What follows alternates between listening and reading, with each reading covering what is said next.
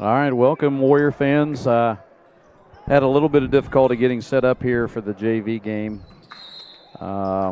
We've got an interesting, if you could see us, I want to tell you, those of you that are tuning in, and first of all, I want to welcome you to Lincoln, the Thanksgiving Eve, and I'm sitting next to my guest this week in the commentating booth. He will be with us most of the year, if not, here and there on games and splitting with some other people.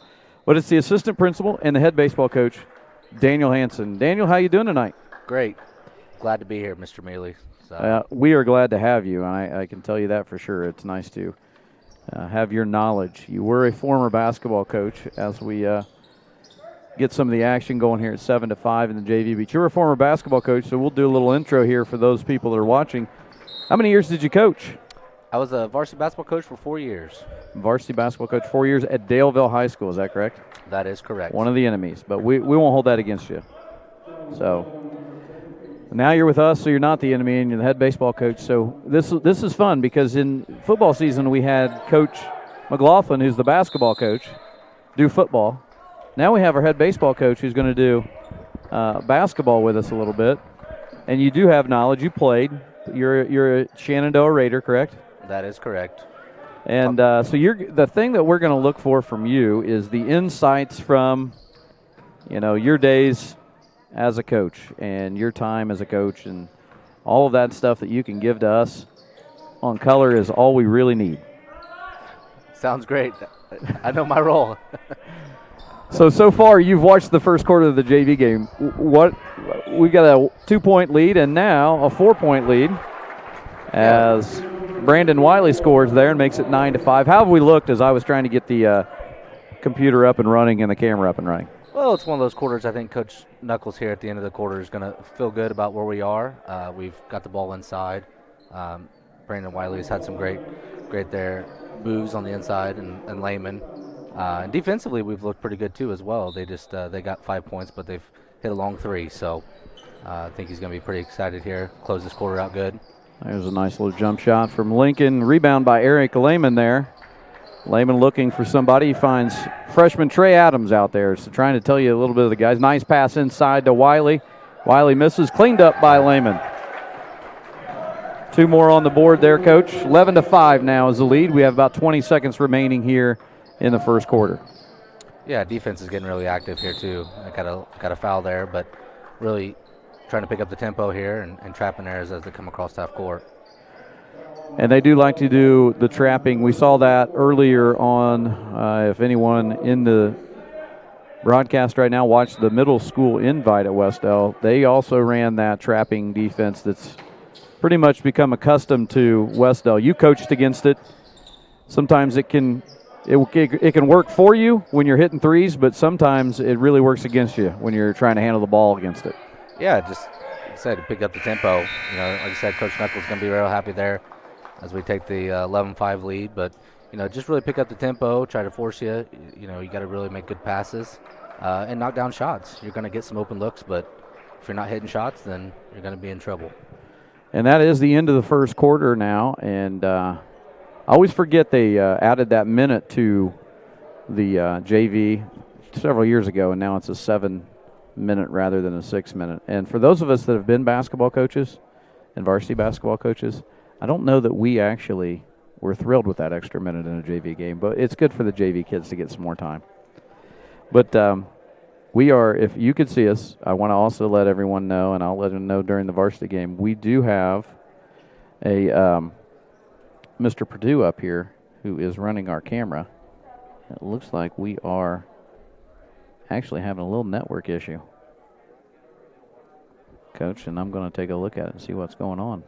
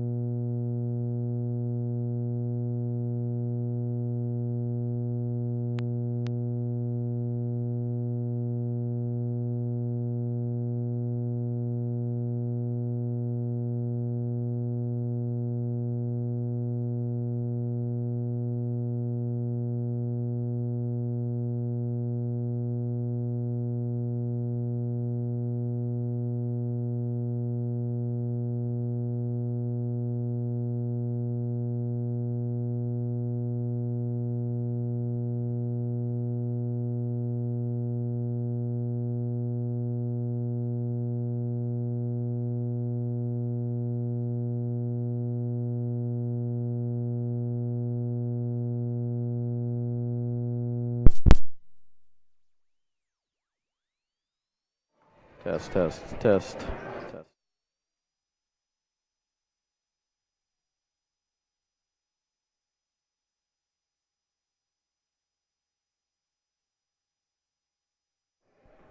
All right, we're back, and we're going to see how long this lasts this time. I don't know how long it will.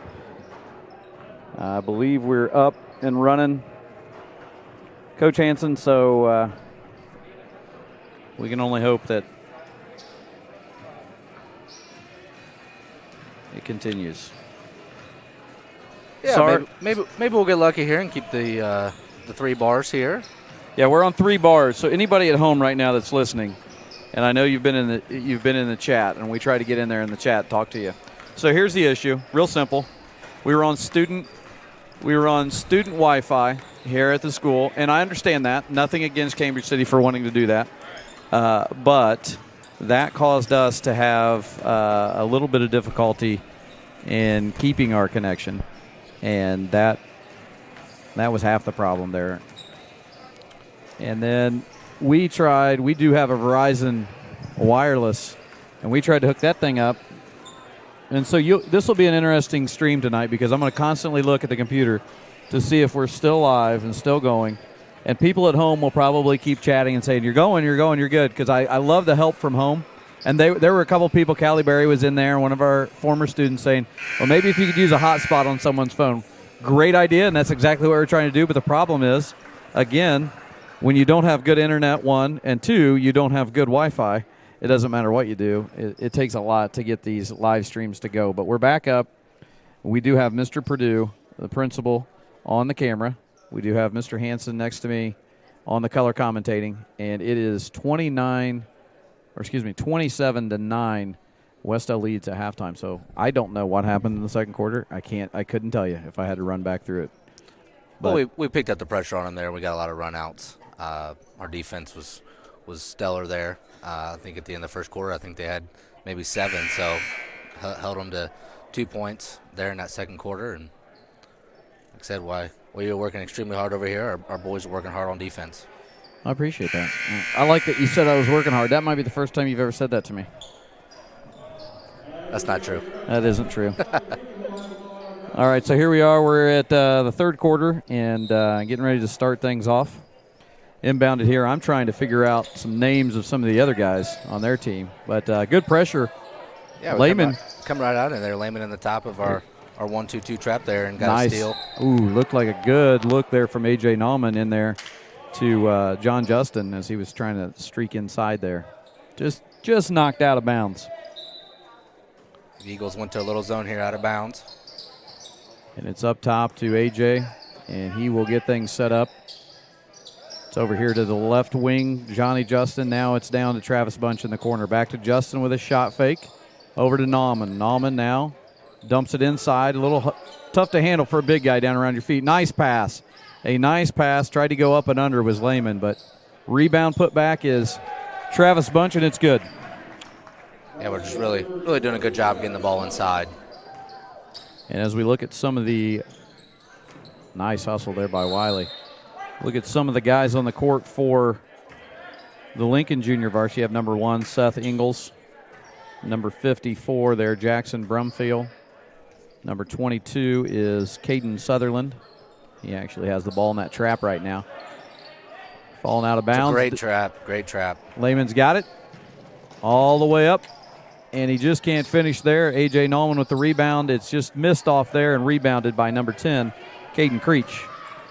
Here comes Creech with the ball into the trap. Nice little pass fake there. Trying to get it to the middle, and that one's a little over the top. John Justin applying the pressure on, I don't have number 12's number. Inside to Creech. Creech with some shot fakes, up and good. It's one of the few times there they've got us there in that corner there, and we're able to get the ball from the corner to the block there for a look. I was going to ask you, what exactly are you going to, you've been in that situation. What are you looking for against this really high trap? Well, you want to get the ball going side to side. Don't walk it across in that first trap if you can. Once you get the defense going side to side, you want to try to get it in the middle, whether it's some kind of action either at the high post or something there, attacking the low baseline with the guy dropping, but somehow get it to the middle, and that opens up your attacking in the middle or your kicking opposite. Caden Smith enters now for Bunch as he heads to the bench, and bringing it across the timeline is Nauman. Justin back to Nauman, now inside at the top. The elbow there by Wiley. He throws it away, but recovered by Nauman.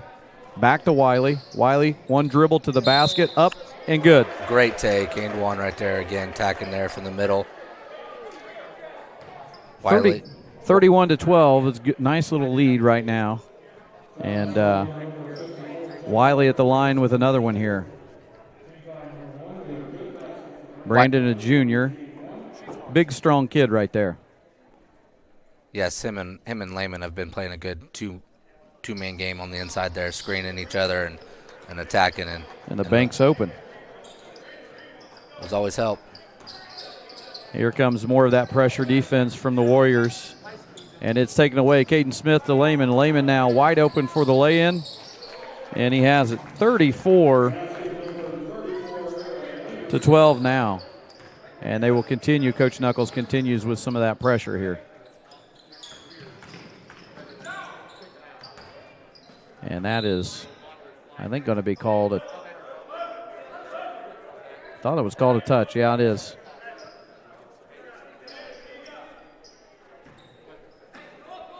The inbound here to number 22 there, back to number 10. Nice little runner there, but just missed. Now Nauman pushing for Wes-Del. Drives it, nice little pass inside, but broken away and stolen by Lincoln. Lincoln now in transition. Pass to number 1. There's Creech with the ball. Steal.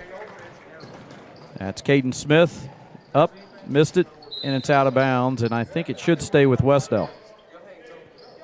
It should, but it's not going to. Well, this will give our defense a chance here to get set here. Here's Sutherland bringing the ball across. He hits the high post there. Nice little take to the basket there. That was Brumfell, and he scores there. And it's 34-14. Ball into the corner to Smith. He's inside to Lehman. Lehman gets a triple team. Kicks it back out. One dribble. Smith with a nice little jumper there. They're going to get Lehman there, Coach. Over the back, I think. Yeah, really going after the boards hard there. We've got a lot of second chance points tonight, and it's just one of them right there where he's just trying to get another one. Well, so far we've kept up for 10 minutes, so our Wi-Fi signal isn't doing too bad. I wish people could see us at home. We need a camera to show that we're sitting in the top of the bleachers. Mr. Perdue is sitting on top of what is usually the recording area for the team in a chair. The sacrifice to bring this game to the Wes-Del fans. Nice steal by Wes-Del. Here comes Nauman to set things up. And in the game now for Wes-Del is Corbin Price, number 12. Yeah, gave Lehman a break there. He's been really working hard on the top of our defense. Wiley just couldn't get that one to go. And now here comes the pressure from Smith and Price. Again, way up all the way to the half-court line. Great pressure. And they got that's an excellent call from under the basket. You know, I didn't see that hold from up here, but he saw it from under the basket. Our top there is really getting after it, though. I appreciate the fact that you didn't comment on the officiating call. Let me be the one to do that. You just stay out of it. I'll take the calls from the HSA when they tell me to stop. Oh, Wiley trying to take after that one. Nice little jumper there. Rebound. Great defense from Nauman there to slide over and not jump there and really challenge the shot, and great block out. Yeah, it was a great block out. I was going to say that. He jumped right onto it, Coach. Trey Adams in there, number 4 now. He's going to inbounds to Nauman. So we're seeing a little mix of guys here. Yeah, that's one thing I'd say tonight is Coach Knuckles has really worked in quite a few guys here. And when you're trying to play that up-tempo defense. There's Price on the drive, and he throws it up. They're going to call that on the floor. Why wouldn't you? The folks at home are used to my I guess my compliments towards the officiating. There's Adams in the corner on the inbounds. Got to watch the inbounder. Nallman comes back to the top of the key, and it's now to our side. Into the corner to Price. A little shot fake drive. Good. Just short. Just short, but great ball movement there. Got what we wanted. Just missed it. And here is Lincoln now thrown away. Corbin Price with some good hustle. Trying to maintain. Going up strong, and he's going to get 2. Foul's going to be on number 22. That's Caden Sutherland, and it's going to send Corbin Price to the line. I don't know if Price played in the first half because I was working on the technical difficulties, but I'm going to say this is Price's first time at the line. If it isn't, Corbin, and you watch this over again, just forget the other ones if you missed them. First one's up, and it is good.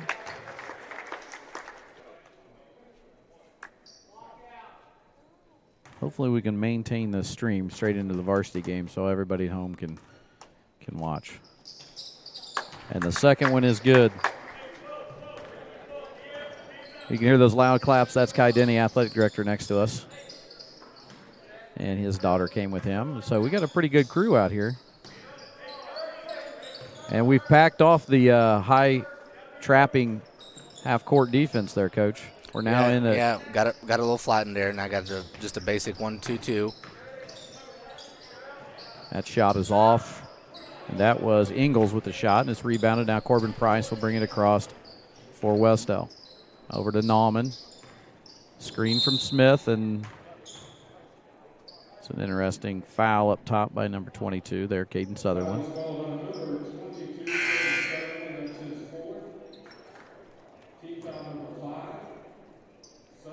Now I can tell you this much.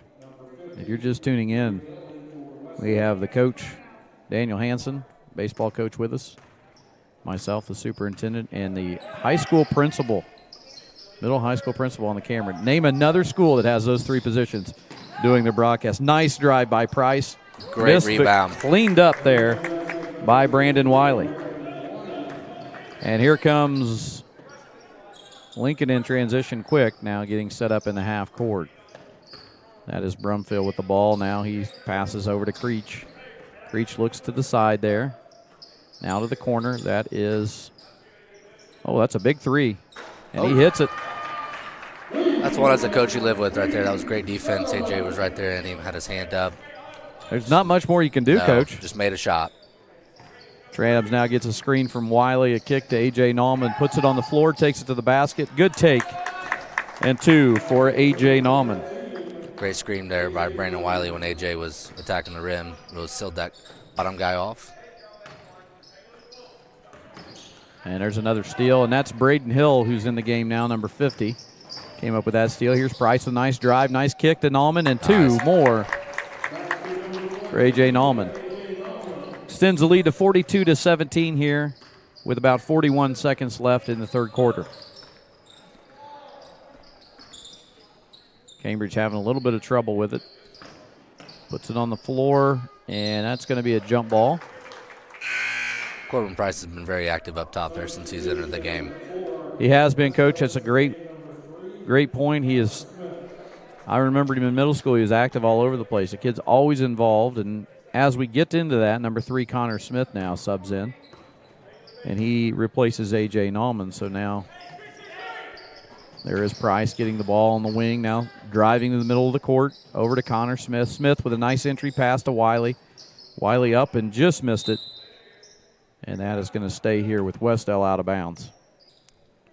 See what Coach Nuck here draws up with 15 seconds to go. Looks like he's going to put Eric Lehman back in the game here. Some strategy here with with Coach Knuckles. There's always strategy. He's a dual threat. He's a football coach and a basketball coach. You never know. Let's just hope he doesn't mix them up. Into Adams, down low to Hill. Hill has a double team, but he turns. Great move. Nice one dribble on the floor, turns over to that left shoulder and puts it right in. And now here comes some high trapping defense again. And a 3 on the way. And that'll end the quarter. It is 44-17 at the end of the third quarter. And as they take a break, we're going to take an audio break. We'll leave the video on, but we'll be right back with you here on the Wes-Del Sports Network.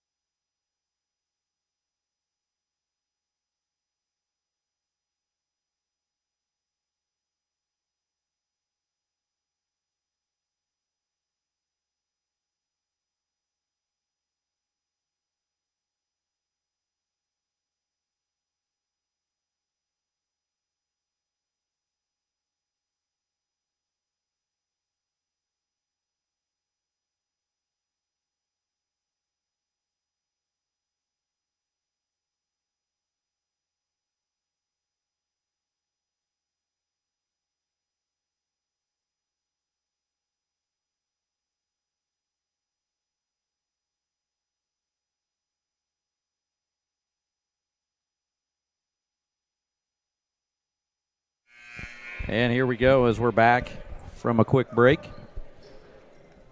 And we will get the fourth quarter started.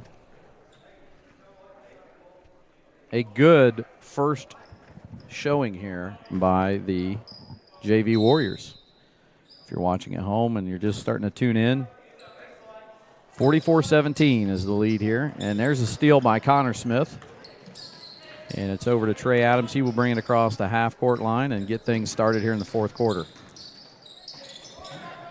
Connor Smith for three, and he got it. 47-17, so I tell you what, you score 47 in a JV game, you're feeling pretty good. I coached it.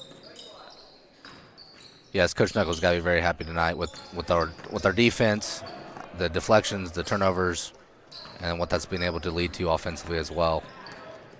And here comes Smith bringing it across. He gets it set up to Trey Adams. Adams now will get the offense set. Lehman working down low to try to get position, and it is into Lehman, and he dribbles right off of his foot and out of bounds. Eric wishes he could have that one back. Yeah, he worked really hard there to get the position and the ball where he wanted it. Just couldn't finish it.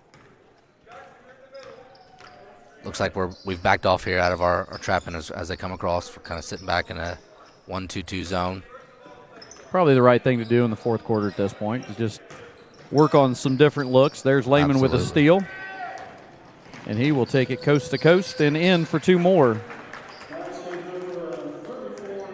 But as you said, you get a chance here in the fourth quarter to do a little bit of different. You can almost try some different things because that's a foul out top on Eric Lehman. But you know how it is.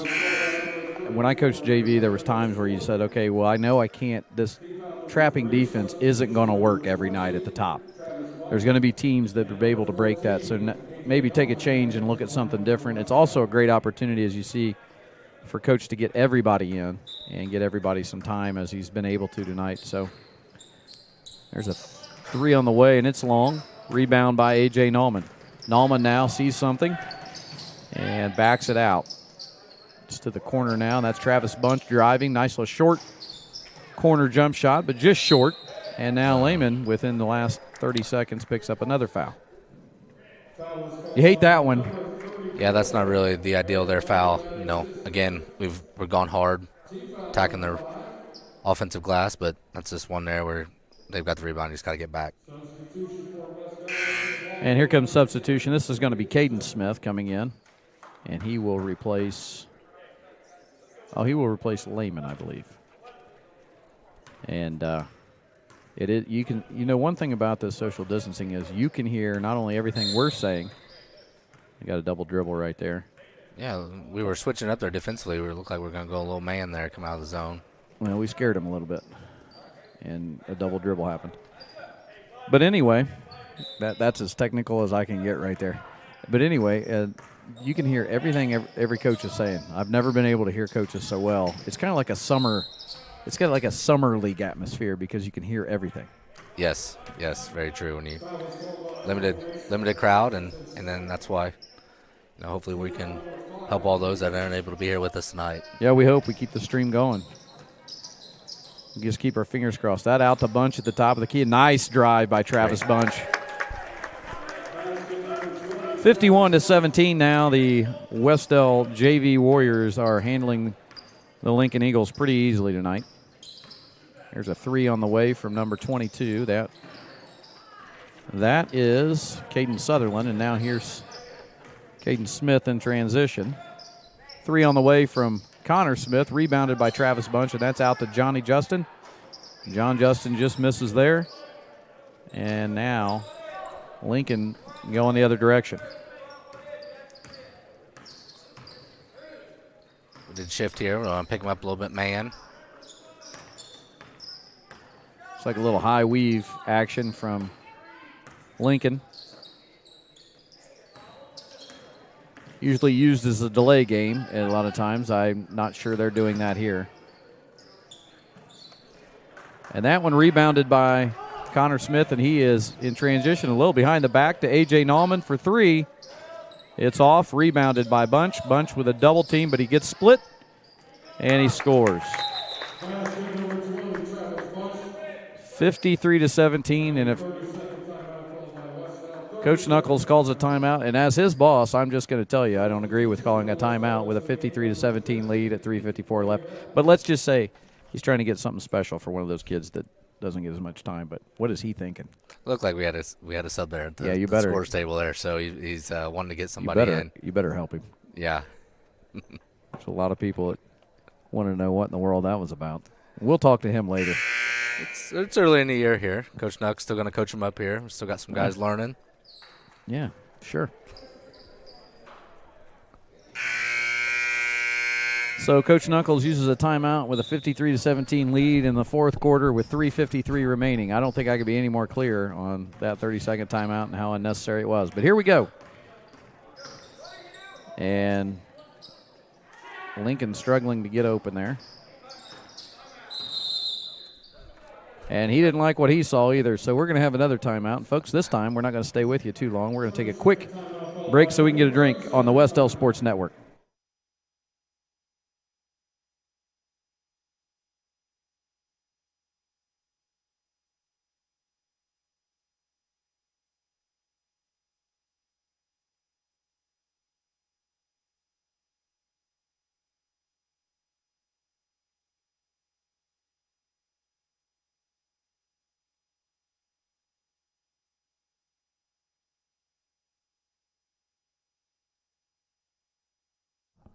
Well, we're back here now. They're back. Both coaches strategizing. Why wouldn't you? Nice little back. That was a nice back cut play. A lot of guys run that out of a timeout. Got to give Coach credit there. But we were right there on it. There's a three. Why back cut when you can hit that? You know, you take a timeout, you draw something up, and what works is the kid just chucks it from about 22 feet and it goes in. Couldn't have drawn it up better. Now we're going to go back at you. Yeah. And we're going to boom. Hey. It's Thanksgiving Eve. Everybody's getting threes. And we're sucking it back in here. 2:57 left. Sorry that – and there's another one on the way. Hey, why not? Hey. Why not? A couple minutes here in the game and just falling in. Hey, things are ramping up here, folks. 56-23. Nice. Nice cut. Give and go. Nice little dump off to look at that teamwork. Great ball movement. And that was Bray Hill with the score there. Nice ball movement. That touched about everybody on the court in that half-court possession. Let's see if they throw another one up there. I'd give it to, yeah, sure. There it is. Sure. Why not? Why not? Oh, man. It's getting crazy right now. Everything's going in. I'm telling you what, I'm giving it to, where is he? 10? Is it 12? Which one? 20. 20. I'm giving it to 20. There's no doubt. If I just say clear out right here. Screen for him. Screen for him. Get him the ball. Here he comes. That's not what you wanted. That's a good hustle, though, right there by Smith. And he scores. 60 points in a JV game. You'll take that any night. And here we go. Again, if they're not screening for 20, they need to. Oh, he's going to take it. Rebound there by Smith. And 1:30 left in the game. Nice little pressure there from Lincoln. Dumps that into Travis Bunch, and he turns to the inside. Nice little move. There's two more. Just almost about 1:15 left here. There's a three on the way. And they're starting to miss them, so. And a foul on the play. Going to be some free throws. Coach, this is the part of the game where it gets difficult to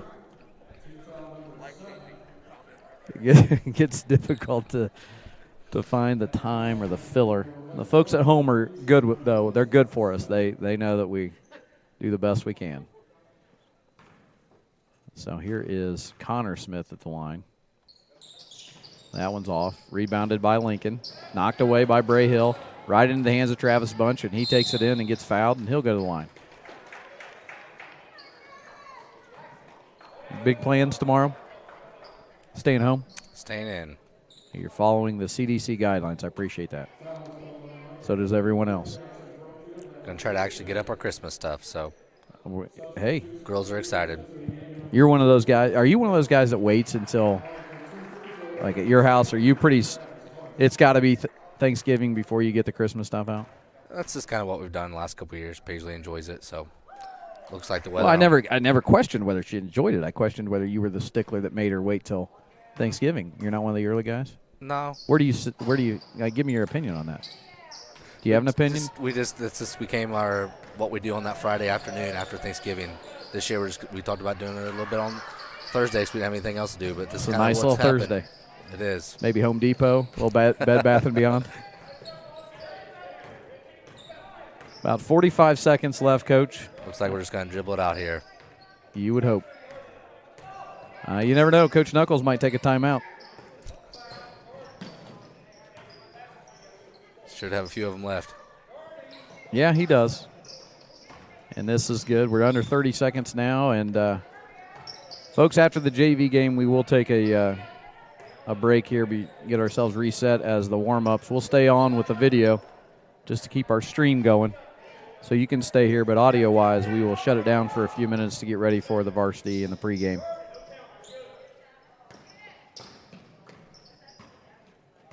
And 5, 4, 3, 2, and 1. And that'll be how the first junior varsity basketball game ends up for the Wes-Del on the winning side, 63-26. And we will get set here for a reset and get the pregame started. I'm sure Coach has some great insights that we want to get to prior to the tip of the first varsity basketball game, Wes-Del at Lincoln. So we'll be back with you here in about, I'd say 10 minutes, folks, here on the Wes-Del Sports Network.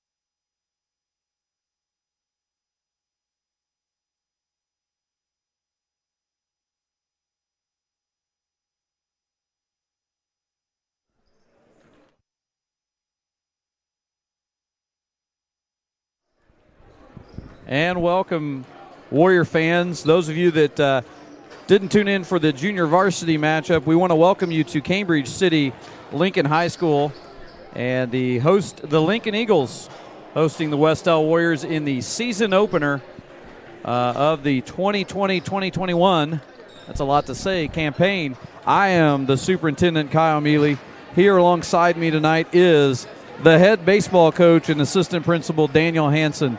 Coach, I'm going to ask you again, for those people that have just tuned in, how are you feeling tonight? How are you doing? You excited for the first season opener of Wes-Del basketball? Yes, absolutely. Talking with Coach McLaughlin yesterday at the school, just excited to see the team in action, and they're coming off a scrimmage on Saturday, so just really excited to get it going. We are very excited, and I know that Coach was excited on Saturday to play somebody different, played Shenandoah, and he actually told me he was that's a good Shenandoah basketball team. You know, as an alumni of Shenandoah, that's probably one of the better teams they've had in many years. And he said they hung around with him for a while, and then, of course, they got a lot of power there in the fourth quarter of that scrimmage, and he said they kind of stretched out a little bit on the lead. But he was not upset with anything that he saw. I didn't go to the scrimmage. I don't know that you did either. I don't think we were really allowed to. But in his assessment, he was happy with what he saw early. So he's hoping, obviously, to see that carry over into this game against Lincoln. But I know there's a few things that we can talk about to start with, and that is the fact that this is a very heavy senior group for the Wes-Del. I think we have at least 6 seniors, if not more. I think there's 7, actually. We've got Carson Ashley, we've got Joel Dowling, Eric Harlan, Carlos Artiega, Evan Weitzel, Jesus Cardoza, and Mason Cox rounding out that class. So, and you know what's funny is do they have Evan listed as a senior? He's a junior. They do. They got, yeah. I was right, Looks 6. So they've got him listed wrong on the roster, and I knew he was a junior. They only have 6 of it. So, senior-led team. Coach, you've had him before. What do you look for with a senior leadership starting your season? Well, like you said, these guys they've got a lot of ball underneath them. They've played a lot. They've played a lot together. They know what it takes. And unfortunately, we've been close the last few years, and these guys have been right there. So, they've had great practices to start the year here.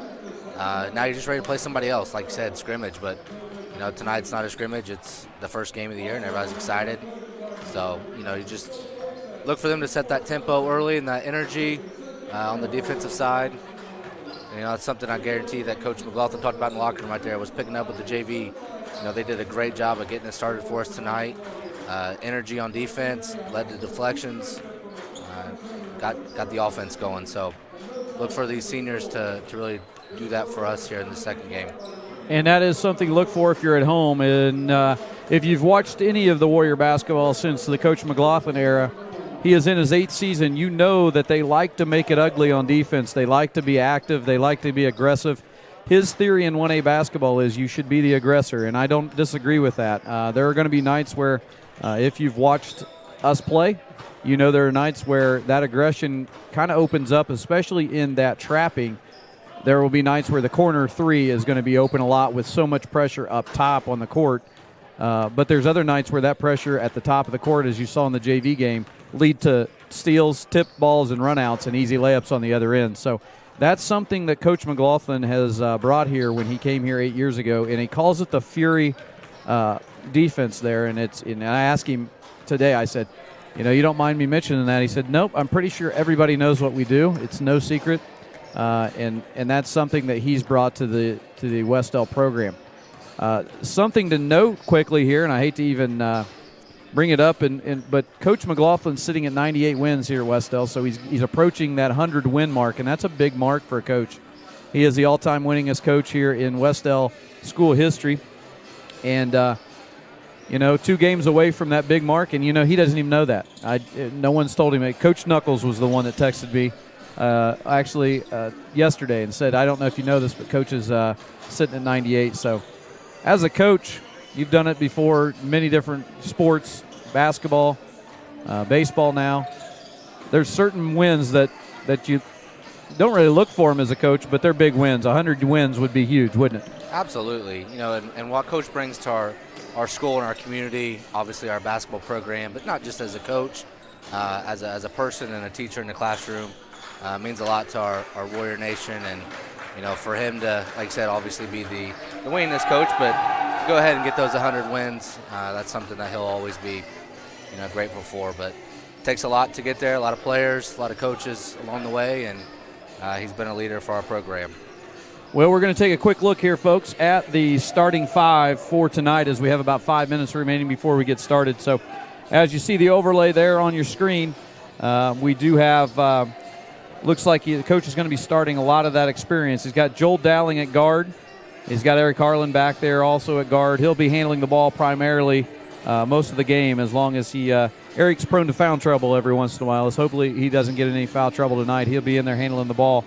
And then Evan Weitzel, the junior, he'll be a guard also. And then he's going to start actually 4 guards tonight. He's got Jesus Cardoza going to be starting. And Jesus gets to fill that 5th spot. Coach talked about that 5th spot all year long and who was going to step up and be able to fill that spot. And so far early on, it has been Jesus Cardoza, and he gets the call tonight. And then rounding out is Zach Todd, the Todd father himself. Everyone remembers how Zach came on last year. He really started the season on the bench, Coach, and then right around County, he was inserted into the starting lineup after that County loss in Cowan.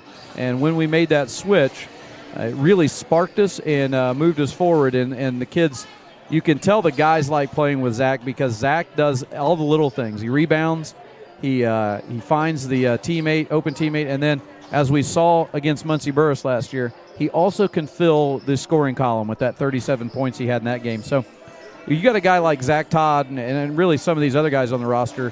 What are you looking for as a coach? One thing I'd probably say is they can score. Yeah, we can score. And talking with Coach McLaughlin, that's going to be one of our things this year is we feel like we can score. It's going to be, he always talks about the defensive end. But any of these guys that you mentioned there in our lineup can score on a nightly basis. So, looking at that ball movement, playing unselfish, passing maybe up a good one for a great one, those type of things is things that you're going to look for. And any of those guys, obviously Zach brings a good mid-range game with his post play and can step out and knock it down as well too. But Joel and Eric and any of those guys are very capable of producing in any given night on the offensive end. A great article by the Star Press by Robbie General this week, and I want to give a shout-out to Robbie. If he's watching, he does watch our football stream sometime. He may be watching now. We're really, really pleased with the article. He does a great job of covering East Central Indiana for the Star Press. I've really thought he's done a nice job, but he had a great article this week talking about just those things we mentioned. First of all, the fact that we like to be aggressive on defense, and we like to make it, what we like to say is make it kind of messy. Get out there and make them make mistakes, but also run, get tips. The big thing for Coach has always been get as many tips as you can on defense on the basketball. Tip it, get there as much as you can. Sometimes people would say, well, it looks like a little bit of overplay, but that's just the aggressiveness you have to play at this level. Then offensively in that article, I love the quotes from Harlan and Dowling about, they mentioned how if one of them is not hot, there's always a guy that's going to step up after that, and they always have somebody to do that, and it really is the case.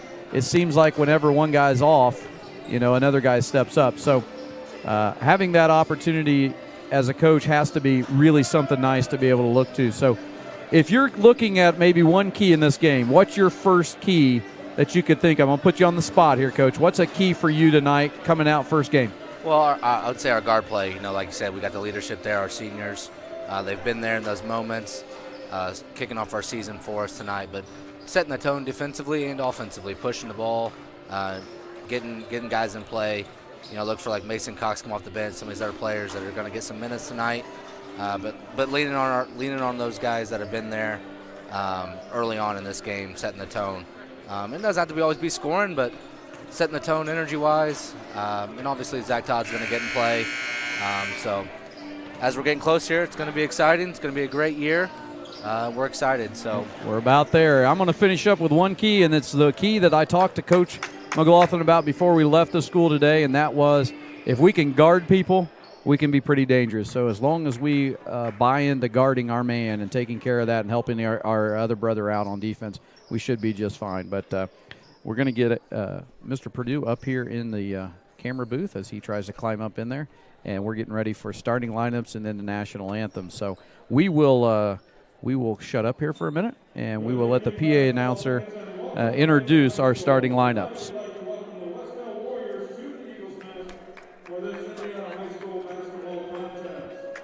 Lincoln High School encourages positive sportsmanship and behavior in our activities.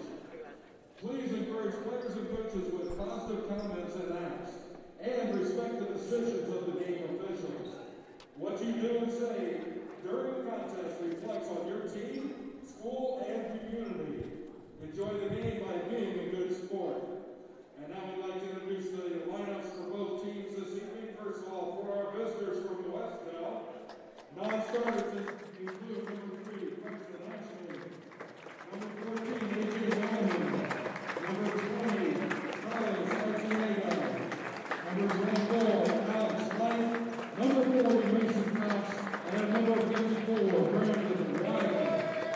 And your starters tonight for Wes-Del, at one starting spot, number 4, Bill Allen. Also in the starting lineup tonight, number 10, Eric Harvey. Third starter for Wes-Del, number 22, Ellen Whitestone. Also in the starting lineup, number 32, Jack Todd. And rounding out the starting lineup for Wes-Del, number 34, Jesus Cardoza. Wes-Del's good for Mr. Jonathan Watson. And now for your hometown, Lincoln Golden Eagles. Non-starters tonight. And we're back up here as they get ready to do the Cambridge City starting lineup. I wanted the Warrior fans at home to be able to hear the PA announcer announce our starting 5. And as we mentioned, 4 of the guys experienced in that position have been in there before from last year. And then you get Jesus in there, and he has practiced really well. I've been in a lot of the practices the last 2 weeks, and he has practiced really well and earned that spot. So starting for Cambridge City will be number 0, Tyler Wiles, and number 2, Alex Birch, number 11, Gavin Trent, number 12, Bryce Pennington, and the last starter will be number 54, it looks like Logan Vance. And then we should have the national anthem here before we get tip-off started, so we will leave the audio up, and we will stand here and honor the America with the national anthem here, along with the crowd at Lincoln.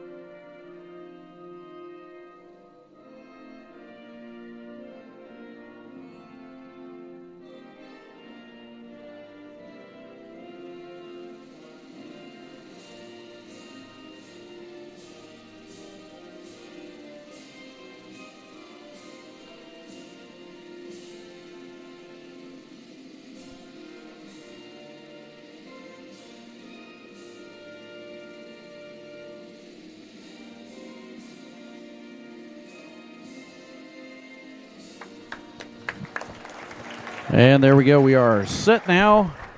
It's going to be the first tip here. It doesn't get much better than this, Coach. Indiana High School basketball, and this is the first time back on the floor for the Warriors since back in March, right there in the sectional, that tough loss to Cowan by just a 1-point loss, I believe, this last year.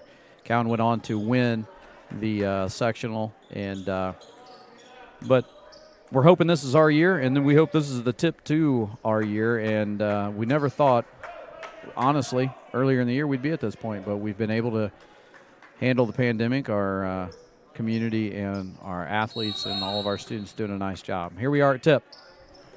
And the tip's away. And we're underway here. It is Eric Harlan bringing the ball across here, getting things set up for Wes-Del.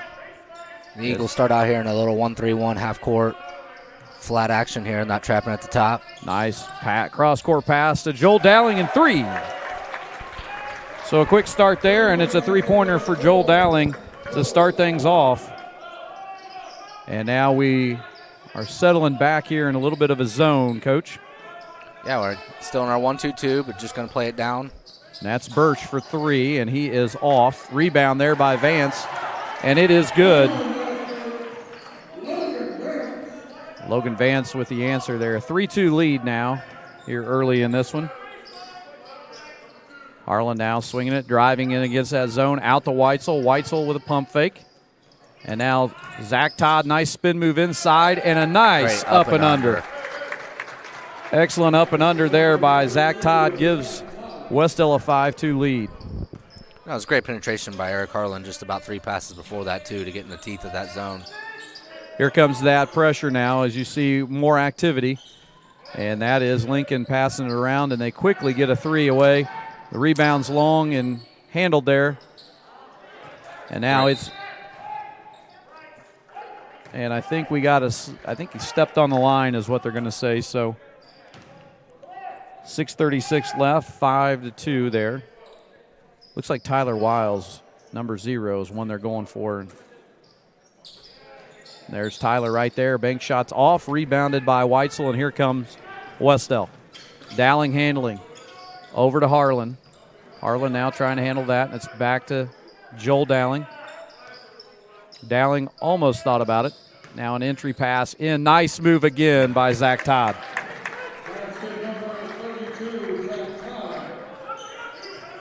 That was great spacing there. Todd's going to be able to work inside with the shooters around him. Almost stolen away there by Joel Dowling. Again, the activity in this trap, there's a 3 away, and that is good by number 2, Alex Birch.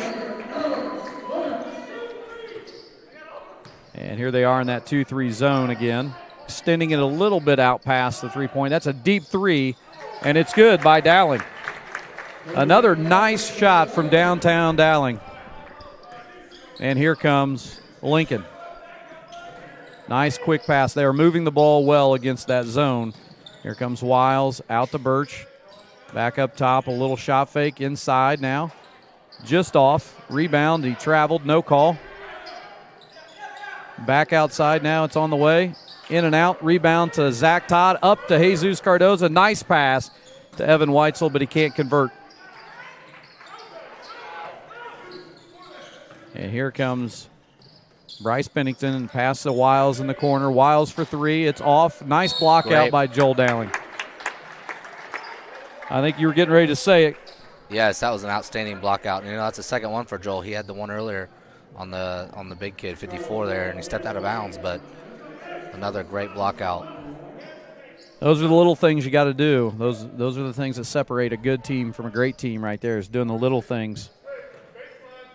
And here's the call. They're going to go to their baseline zone defense, or excuse me, offense here. Well, Harlan handling. Oh, threw that one away. They caught us there. They come out in a little boxing one there on Joel. Up to Birch. Birch on the way, and it's good. We're gonna have to find him. He said a few early here, and you can tell he's definitely got the green light. Dowling now getting things set. Looks like they are going a little boxing one. There's that one taken away by Vance, and now rebounded up, and I think they're going to get somebody with a foul here, and it's going to be Zach Todd, I believe. Coach McLaughlin here making some adjustments for us, calming us down a little bit there. They caught us there in a boxing one again. Here comes Pennington bringing it across timeline over to Wiles. Wiles back to Pennington now. Back and forth they go. Wiles looking inside. Now he's going to pull up from deep. And it's off. Nice block out by Zach Todd, and that should be going the other way.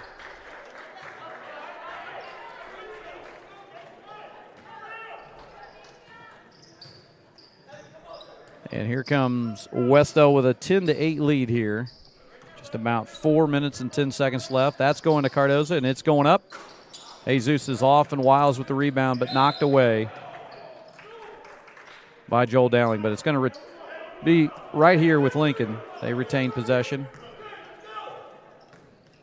And that ball is now coming across the timeline by Wiles. Now Dowling extends his defense out a little bit. And now a jump there by Weitzel, and he almost gets that one. And now they're going to call him for a foul. One thing you get out of this pressure is you do get some foul trouble because you get out there and you get those tips, and sometimes the tip actually is somebody's hand. Yeah, you're right. When we're extending there, trying to get the plays, it's just you're looking at the pros and the cons there, trying to plus and minus. Hopefully more are going to go in your favor than you're going to give up. And there's a nice steal by Eric Harlan. Nice little move there. He's got Dowling, a nice kick to him. There it is. Eric Harlan to Dowling. Nice assist, nice little ball handle there by Eric. And it's 12-8. 3 on the way from Alex Birch, and he's got it again. That is his third 3, and he has 9 of their 11. Harlan now going to the corner, and that's Weitzel for 3. It's going to be short. Long rebound. It's a jump ball situation.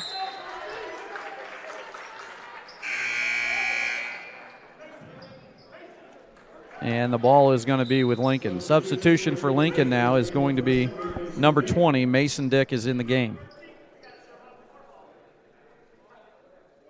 Wiles will inbound to Pennington.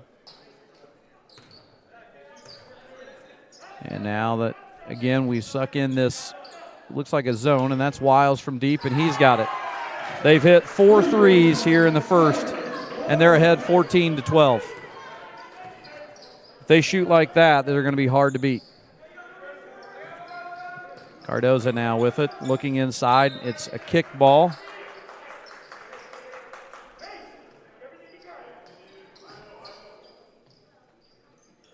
.253 remaining here. And the clock is not running. It should be, but it's not. Evan Weitzel has it now. No one has noticed that the clock isn't running. That one's off. Cardoza with a nice block. So no one realized that there should be 2:36 on the clock, and there's 2:52. 1 second went in what should have been 30 seconds, so we got it, but they didn't. There's a nice entry pass to Jesus. Nice fake up. Can't get that to go. Right back into Harlan. Harlan goes up with it. Fouled and good. One. A nice and one there. It's a great effort played by Jesus there after the miss, not to hang his head or anything, get back into play and keep that ball alive there to get it to Eric. See if we can see this replay at all. It was a nice pass in there to Jesus, and then Eric had it and then he gets fouled. So the point or the free throw was good during that replay. It's 15-14 now. And that's stolen away by Harlan up to Weitzel. Weitzel with a lay-in, and that's 2 more. And here comes Pennington across the timeline for Lincoln. Over to Wiles. Wiles pass faked out to Birch. That would be another one. That one's off. Good rebound there by Dick. Now Pennington has it. Wiles over to Birch again. Got to know where he is. Wiles not afraid to shoot it from there. Here comes Pennington. I have a feeling the way they pump fake each time, there isn't a guy afraid to pull it out there from 3. No, they're passing around. They're looking to shot fake and drive, kick. That's a tough shot right there. Wiles, great rebound by Jesus Cardoza on that shot. And that's going to be a foul on Wiles, I believe. Substitutions into the game now. Mason Cox, number 40, enters for Jesus Cardoza. So we'll get a little bit of size here in this rotation with a 17-14 lead. Harlan's going to bring it up here for us. Over to Zach Todd. Nice screen by Dowling, running that baseline zone offense. There's a corner. Zach Todd again driving it, and there's going to be a foul called there. I believe that is on number 11, Gavin Trent. Fouls right now are 5-2, Lincoln. So we're getting close to bonus. Not quite there yet. 1:29 remaining, 14-17 right now. Ball to the corner. Here comes Weitzel on a drive. Little pump fake, and then cleaned up there by the Todd father.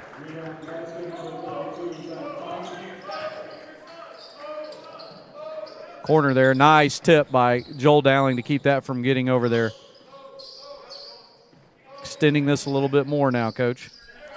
They are until another there. Great block out by Evan Weitzel. Our guards are doing a great job of relocating out the shooters. Dowling had it there, but that's a tough pass to make when you're right there. He's almost too close to Zach Todd. There's Bursch again. That would be his 4th-3. He is obviously the hot hand. About 38 seconds left here. There's Zach Todd. Puts it on the floor. Nice reverse there. Doesn't go. And now it's going the other way. Here comes Pennington. Pennington pulls up for 3, and it's good. So Pennington now, and here's a drive by Harlan. Just got it to Todd as he got reset. Now Weitzel looking to drive, trying to find something inside. Loses the handle right into Mason Cox. Mason Cox loses it. And now it's going to be up. That one's stolen away, and it's going to be Dowling from about half court. And it's off. A lot of action back and forth, Coach. A lot of stuff going on there. A little tough to keep up with. But at the end of one, it's 20 for Lincoln, 19 for Wes-Del. We'll be back with you here very shortly on the Wes-Del Sports Network.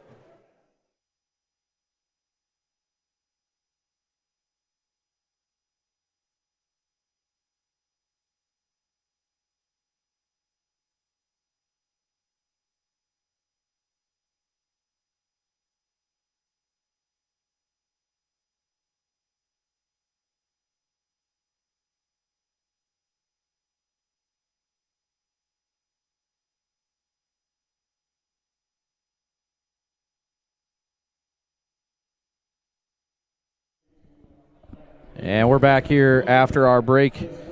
At the end of the first quarter, it is Lincoln 20, Wes-Del 19. And we were talking about it, Coach. A lot of that deals with the fact that they shot so many threes, and they made quite a few of them. So it's kind of kept them in it. And I just talked to Coach McLaughlin today about that. He said that Coach Klein told him they want to get up as many threes as possible this year, and they are off to a great start. Yeah, they were definitely driving kick there.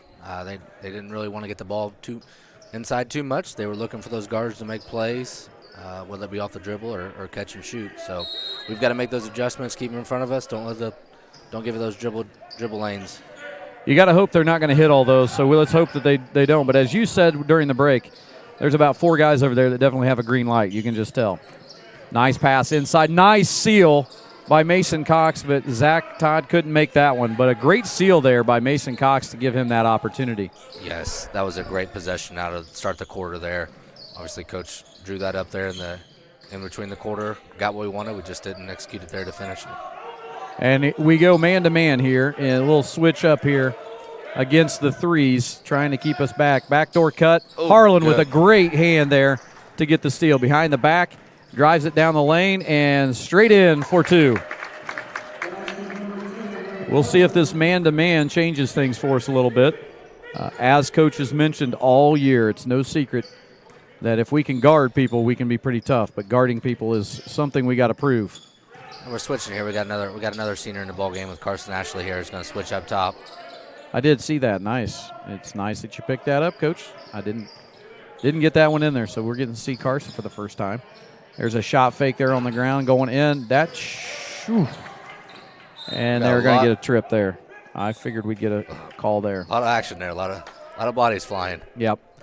And I will tell you this, Mason Cox is a football player. If you run into him, he's going to let you know he's a football player. And he held his ground there. He did. He got a lot of ball up top, too, held his ground, kept the play alive. Joel Dowling now comes in and replaces Evan Weitzel, and now we'll have the inbound here, and it's Pennington handling for Lincoln. Nice back cut play, and Birch is up for 2. So, again, it's our Achilles heel. Man-to-man defense is something we are not – this group, since they were middle schoolers, has struggled with man-to-man defense. So, something we've got to really work on. Lincoln's back here, and they're boxing one on Joel. Nice pass inside. Mason Cox goes up with it, and there's a foul called. So it should be 2 for Mason Cox here at the line. And they are definitely all over Joel Dowling. Well, he came out of the gate there and hit 2 big threes to open the game. And you can tell that's part of their game plan here is to take him out. But Eric made a great play there, got the ball to Mason Cox in a position to score. So we're going to have some of these other guys make some plays here and maybe try to make Lincoln make some adjustments. Mason misses the first one. He has one more here, chance to tie the game at 22. That one's up, and it is off. Rebounded by Lincoln.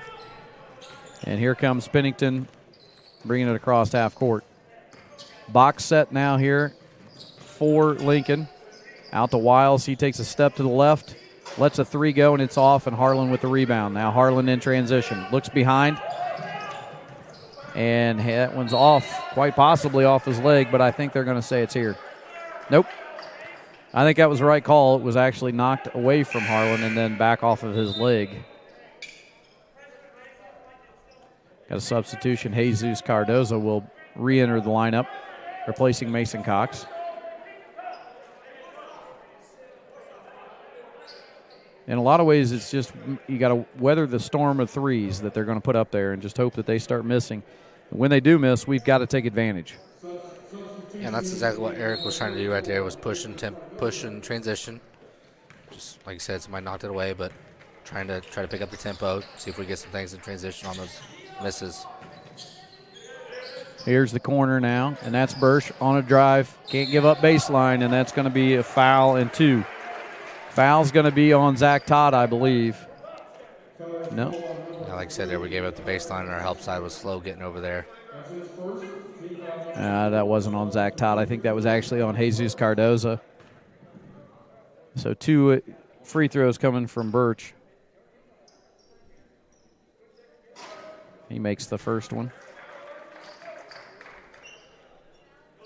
You get the nice job. See, that's what Coach had during football. You get to sit, watch, try to figure out when I'm going to shut up so you can actually say something. And he misses the second one. And Zach Todd with the rebound now. Pushing quickly up to Joel Dowling. And now over to Harlan. Harlan looks to the corner to Ashley. Ashley wide open, 3 on the way. Just off. It was a good shot. He was open. Nice little skip pass to him. Feet was set, ready to shoot it. And going for, I don't know why we're going for shot fakes at 20-some feet.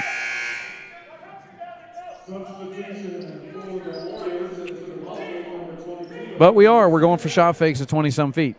So we need to stay down, and the coach and me can't get out of that mode.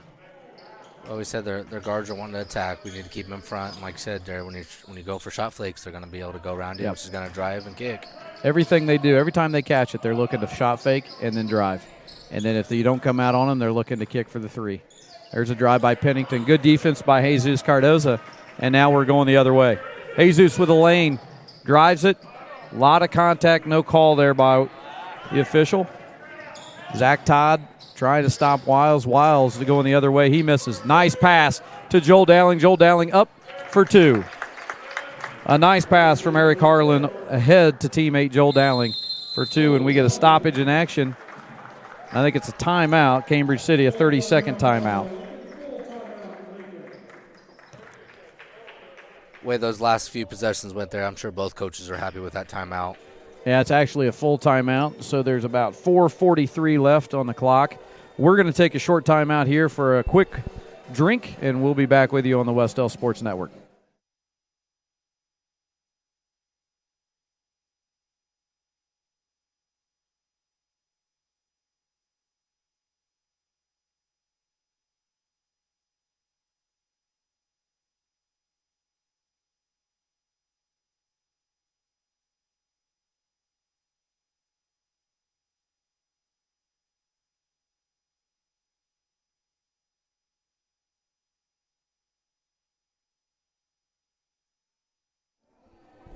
And we're back here with you on the Wes-Del Sports Network from Lincoln High School, 23-23. Nice start here, fast-paced start. If you just didn't get here late to the party, 5 3-pointers in the first quarter by Cambridge City is the big story, and it hasn't been as many. They've been attacking a little more to the basket here in the second quarter. Little looks like full court press here. And it's man-to-man pressure. And Weitzel now, and he's going to get Weitzel for a foul. That's going to be his second. That was a tough one there. Weitzel trying to put some ball pressure on. Looked like Coach feels like got a lot of the ball.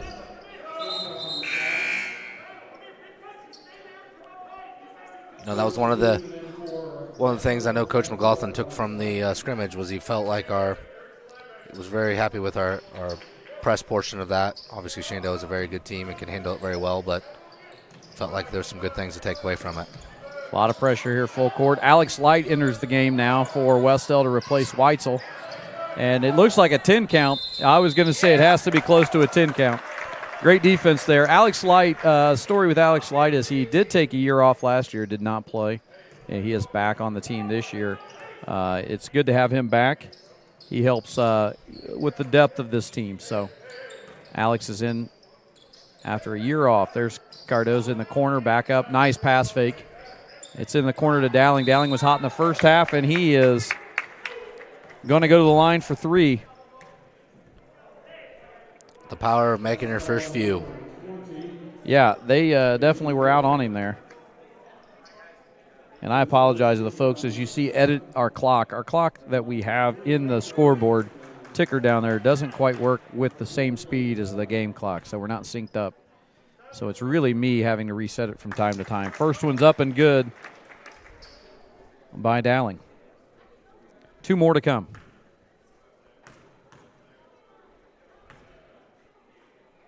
Second one on the way, and it is good. Substitution over there for Lincoln will be number 11, Gavin Trent, comes back in the game, replacing number 20, Mason Dick. And this will be the 3rd free throw, the final free throw here for Joel Dowling. Fouled on the 3-pointer. Looks like Coach has drawn up the pressure again here on the make.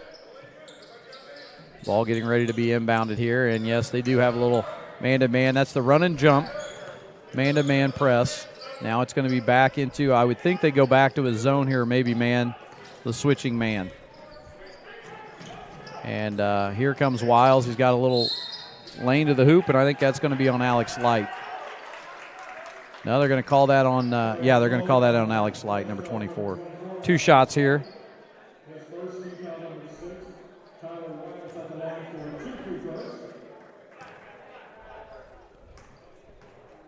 It's always good to see growth in the officials, too, because I know that there's an official out there that was doing middle school games a few years ago, and now he's out here doing varsity games. So you love to see that growth in the officials. They're getting better just like the guys are getting better. And here comes Wes-Del with a 1-point lead and just about 4:04 to play. Harlan getting Alex Light up there in position as they get ready to run this set. Zach Todd back to Harlan. Harlan now to Dowling. Dowling can't handle it, and it's out of bounds. Can't have those turnovers, Coach. Turnovers will hurt you. Yeah, it's a wasted possession there. See what we get here on defense, though. This last 3:45 here and a half is going to be a pretty big 3 minutes here. Here is Trent over to Birch. Birch had the hot hand in the first quarter. Pennington primarily their ball handler, and he drives now, tries to get a little separation from Dowling. Dowling, nice defense there. Comes over the back, though, and they're going to get him for a foul.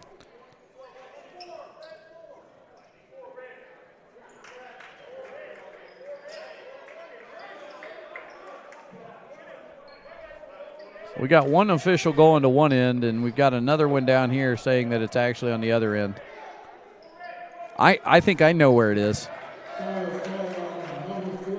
it looks like they called Joel there. Like you said, unfortunately, great defense there on the first initial shot. And so they've got bonus already. Both teams will be free throws here the rest of the half.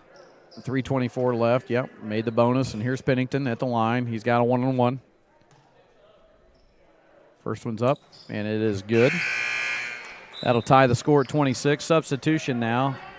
Number 30, Jacob Irvin, entering the lineup. It's the first time we've seen Jacob.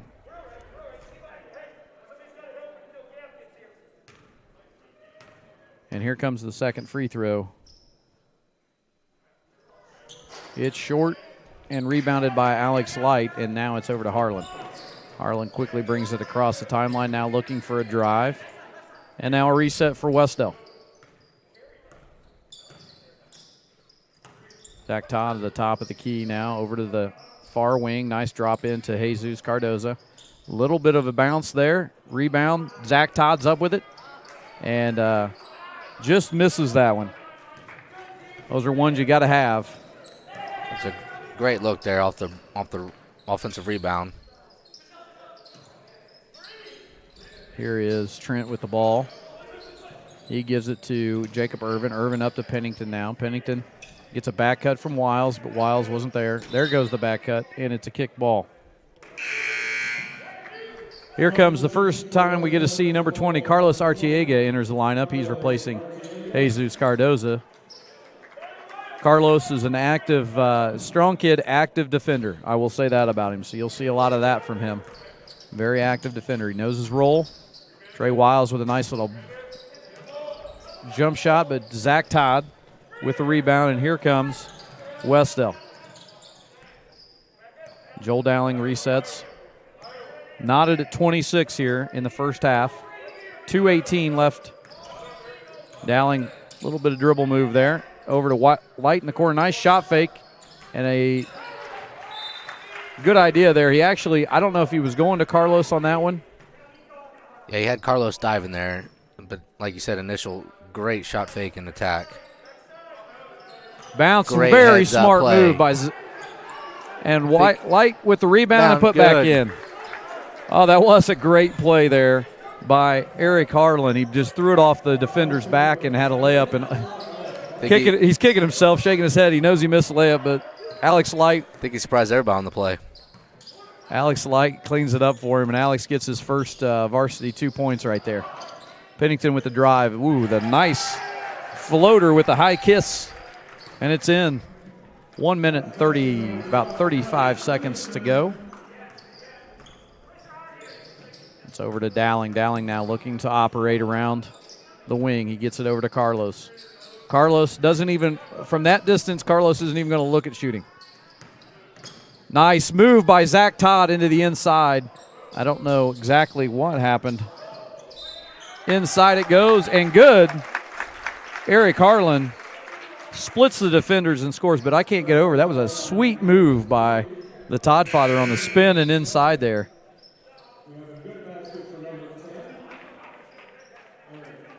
Harlan will be at the line for one free throw. Substitution for the Eagles. 30-28, and we've got one more here. Harlan trying to get the and one.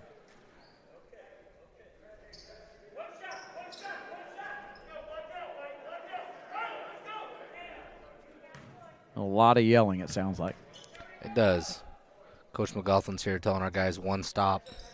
The minute 14 to go here, up 3. Try to get one stop defensively and then have a good offensive possession here and see if we can push that to 5 or 6 here going into half. Bennington brings it across. He's being handled there by Harlan. Now Dowling switches to Zach Todd. Nice entry pass to Vance. And Vance scores it there from Wiles. Under a minute now. We'll see if Wes-Del attacks or holds down for one. I think they're going to go ahead and try to go. Dowling quickly off the top of the key, and he buries it. That's his third three-pointer that I can remember, or that I'm pretty sure of so far. He's been working hard offensively in there, and then that possession he was able to get a little space. 30 seconds remaining now. Ball's to Wiles. Now over to Pennington. Pennington looks to the sideline, gets it to Mason Dick. Now here's Bursch. You don't want to lose Bursch. Bursch with a jump shot on the way. It's off over the back. Great block out by Dowling. This is a fantastic block out by Joel Dowling. He's had a really strong first half here on both ends of the court, so he will have one-on-one at the line.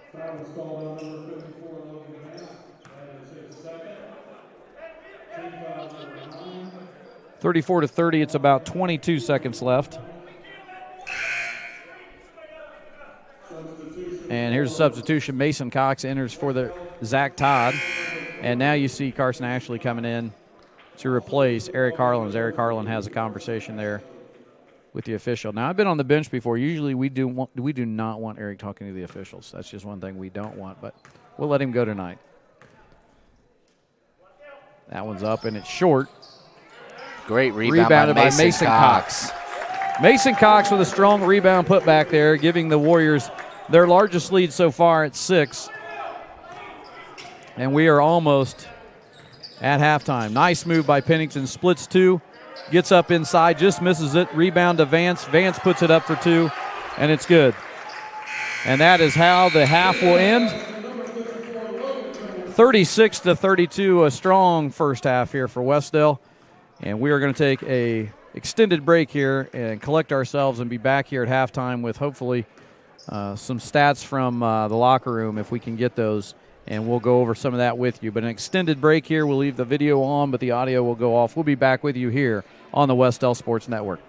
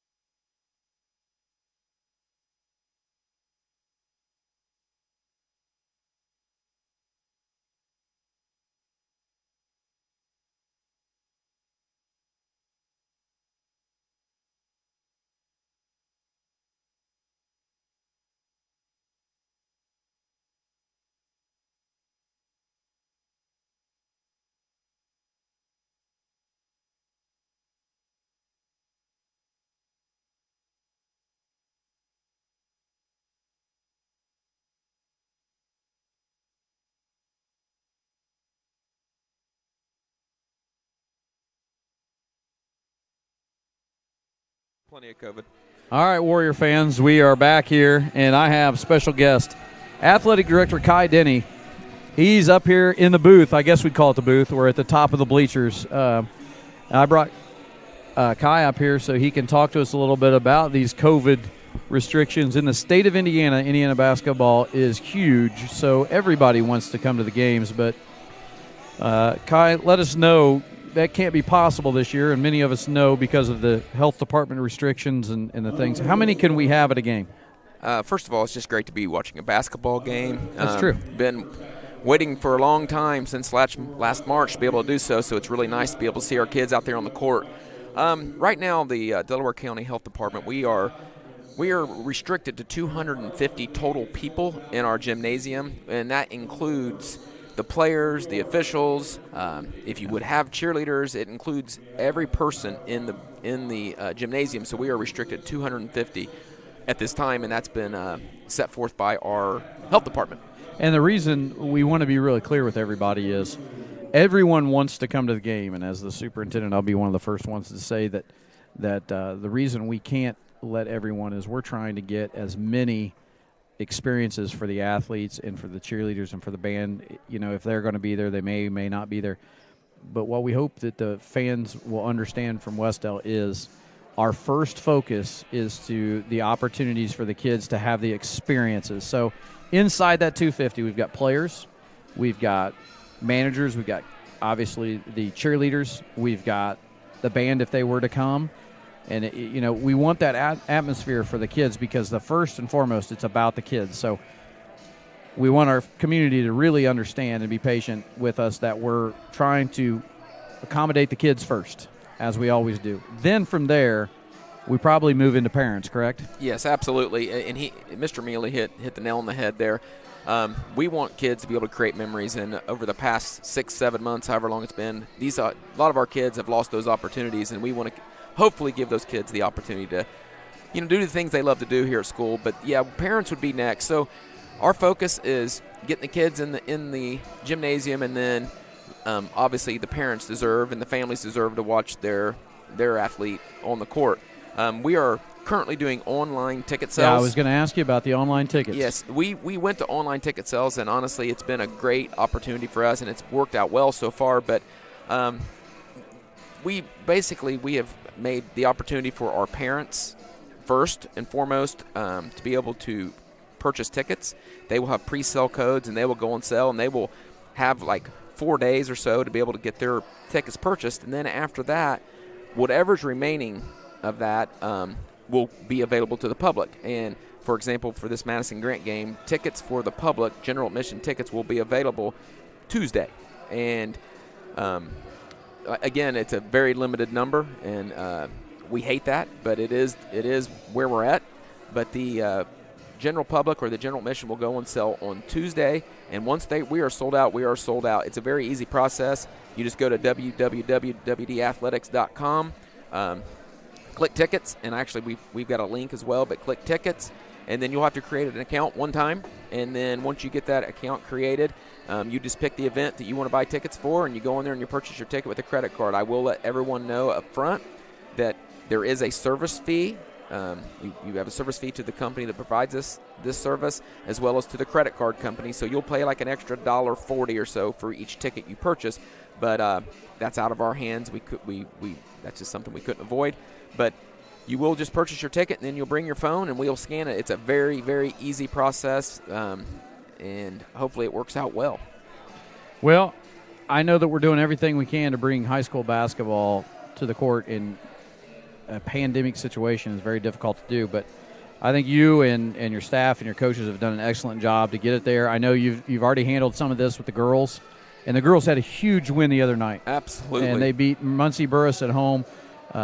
You've seen a lot of growth in the girls basketball program under Coach Giesman, and really over the last few years, and it was just exciting. I think it's been well over a decade since we beat Burris. So what did that mean to the girls? It meant a lot to the girls, and it's one of those wins that I think it was since 2003, if I'm not mistaken, it's the last time we beat Burris. It was huge, and what I'm excited about this team is you can definitely see we are developing an identity, and Coach Giesman and his staff have worked really hard to do that. They play really tough defense, and they are starting to put the ball in the basket. We're scoring points. It's just it was a great victory for those girls, and that's just one of them. We're 2-3 right now, and we foresee a number of victories here in the near future for us as well. Well, I know that the Wes-Del middle school teams also played this past weekend, and I think have the girls started yet, or are they getting ready to start? The girls actually played their first 2 games this week and played 2 really close games against Delta on Monday and then Elwood last night. 2 really close games. They're competing. I can see the growth and the improvement they've made over the past year. But, yeah, they are we're up and going. The boys played in an invite this past weekend, and our 8th grade boys actually were the champions of that invite. And I think their average margin of victory might have been over 40 points. So, I think it was. Yeah, they're a good team. They are well coached, and, man, they're big. We don't know what that group has been drinking, what water-wise. Something happened that year. Woo! They are huge. Yeah. And we don't get to say that very often here at Wes-Del. No, they're big. We normally don't. Yep. Well, we appreciate your time, and we appreciate you breaking things down for the folks at home so they have a better understanding. We have a couple more games before we have our first home game, and we'll be able to get that out. I know through your Twitter account, through Facebook, and through the Wes-Del Athletics website, they can get all that information. Just stay on those social media feeds, folks, and also get onto our website and get onto the Athletics website, and you'll be able to find all that information. We'll communicate it out. But if you can't get a ticket, the next best thing, sit right there at home and watch the stream, because we'll be doing that from every home game and trying to from every away game. But once again, Mr. Denny, thank you, and have a good Thanksgiving. Thank you. I appreciate it. I just want everybody to understand, please be patient with us. We are doing the best we can to get you in the gymnasium, and I did want to make it clear that the boys basketball program is typically the most attended games, so we are the way we're doing the ticket sales is different than what we are with all of our other events. All of our other events, once they're posted, you can just go in there and purchase a ticket and attend. We will still have to keep it under 250 no matter what, though. Well, we appreciate your time. Happy Thanksgiving. Thank you. Happy Thanksgiving to you as well. Great job, by the way. You guys do awesome. Thank you. And we're going to let things switch over a little bit here, and we're going to get Coach Hanson back on the mic as we're just about a minute here before we tip for the second half. So I'll let him put it on before I turn him back on. And there you go. Coach, you're back on. So halftime, real quick. You got a minute. Halftime, what would you tell the guys? Well, we got out of there with a 4-point lead. Joel Dowling has played great this first half for us. I think he scored 16 of our 36 there in the first half. And we got out of foul. We're not in any foul trouble. Evan Weitzel's got 2. Everybody else has only got 1. So, those key areas there for us. Like I said, we do have some guards that can pick up some fouls. So we just got to make some halftime adjustments and keep them in front of us. That's the big thing. They hit some shots early, but they're late in that second quarter. Pennington looked to drive the ball a lot more than shoot it. So keep Birch and Pennington in front of us, and we just got to keep playing. I couldn't say it any better. I think you hit everything that we needed to hit within a minute. That might be a new feature. Coach Hanson's 1-minute synopsis. And he's a man of many words. I can't believe he kept that under a minute. That's a fabulous work there.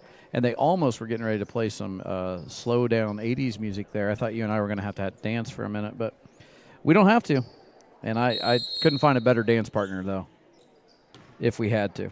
All right, we're underway, third quarter. Here's Wiles with the ball, and he's got it to Pennington, doing a little bit of that high weave. Now they're trying to get it into Vance. Vance now. Nice defense there by Zach Todd, but Vance puts it up and it scores. So we're quickly back at it here as Eric Harlan brings it across half court. And here comes Weitzel down the baseline quick, and he gets a nice cut there. Actually looked like he had the lane there.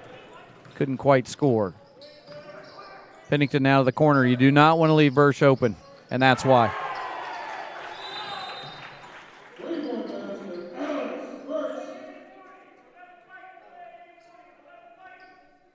And there's a warning. I don't know exactly what for, and that is to number 11.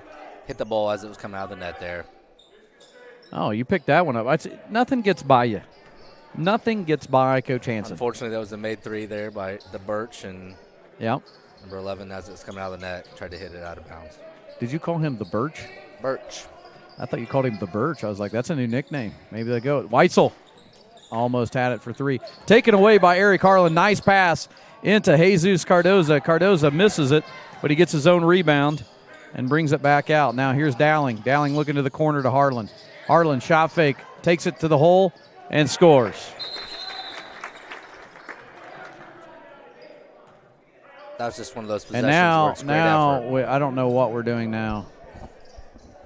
We might have a spot on the floor. Looks like we had some. We have a sweat leak. Zach Todd's cleaning it up for us. Hey, the Todd Father does everything. The nickname, the Todd Father, if anybody wants to know, was brought to us by the best custodian that you can find, Brian the janitor. He created the Todd Father nickname, and it's stuck, so we'll give that credit to Brian the janitor. And if you're not following Brian the janitor on Twitter, that is it's a must follow. Yes. That's must-see TV, must-be follow on Twitter. Brian the janitor. Search him up, follow him. Here's a drive, and they're going to get a foul. I think they're going to get Joel Dowling on a hand check. We didn't call that in the first half, but we're going to start calling it now. Why not? I better be quiet. I don't want to incite the fans over here. It's not very superintendent-like. Struggling to get it in. He's got to be at 4. He stepped over the line. Yeah, but we'll take That's that. okay. Jesus gets the steal and just missed it. If he calls a foul, I might lose it. He called a foul. He called a foul on Joel Dowling, and that is probably his 3rd, and that's not good for us. That'll bring Dowling to the bench. Was it Dowling or was it Cardoza? Maybe it was Cardoza. I think the foul was on Dowling, but I think that's only his second. Oh, okay. Coach leaves him in the game here. I'm lost. Bennington there with a nice no-look pass, and I'll say this much, that official was open. He was wide open. And he wouldn't have caught it if he knew. I can tell you that much. No, and that ball had some zip on it. Nice little dump down to Zach Todd. He can't quite handle it. Stolen away, and if he got to call a jump ball there. Okay. Travel. Caught him on the travel. Okay, we'll take the travel. I don't think I would say that was the one that needed to be called, but I gotta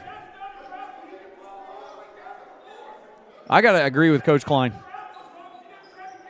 And folks, if you can hear him, it wouldn't surprise me. He's got a case. But we'll take it because it's Wes-Del's ball. Here's Harlan now.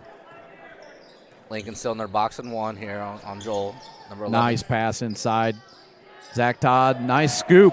I can't say nice more times in a row. That was just all around nice move there.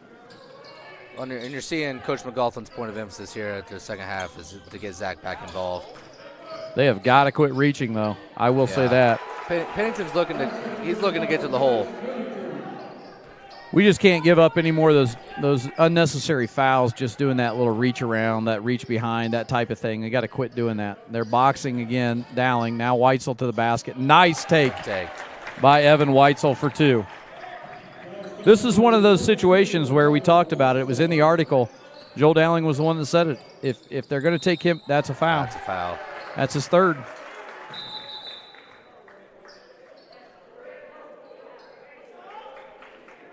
And they got water on the court, or is he just looking? Yeah, they got water on the court again. So it's 42-39, 5:20 left. A lot of things are happening. If you're at home trying to figure out what we're trying to figure out, we don't know. We know that they have a small leak just around the top of the key. Either that or there's water coming in from the ice rink underneath. A lot of people didn't know there was an ice rink at Lincoln under the floor. Birch has got it in the corner. Alex Light has him handled there. Got to be straight up right there, Zach. And Wiles can't handle it. Now Carson Ashley out there on him. Here's Pennington trying to drive again. That's a good no call, although I think it was something. Here comes Weitzel all the way to the basket. Nice move and good score. Good take. 44-39 now. Pennington has it. He brings it across the half-court line. Harlan manning him up. Don't reach. Guys, don't reach. Just play straight up. Trying to get it into the big guy. Nice help there by and off of Vance, and that's going back to Wes-Del. Those are the little plays that we've got to have.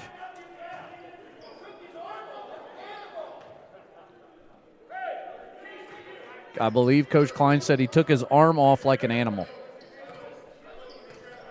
Yeah, I didn't see that. It looked like Eric Harlan got a lot of ball on the help side. Harlan to Ashley. Ashley sends it up, and it's good. Three-pointer for Carson Ashley. That's one thing he can do. We got a timeout for Klein. He's gonna chew on the official a little bit here. So 4:17 remaining, and it's 47-39, and that's one thing that Carson Ashley can do when he's in the game is if he gets his feet set, he can shoot it. And nice little find there by Eric Harlan to get him and get that score. So a little bit of a run here, extending it to an 8-point lead. Like to keep going there.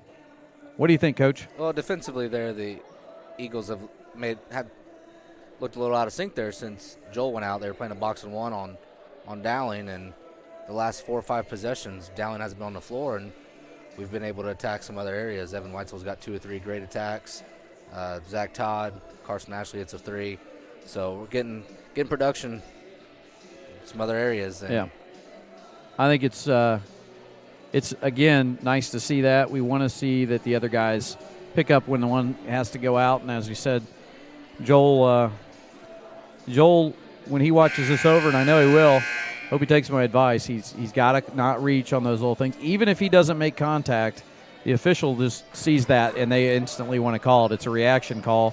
whether you do it or not. So you just got to keep your hands back and handle things. But again, nice to have Alex Light and Carson Ashley come in and just off the bench pick up some big minutes here.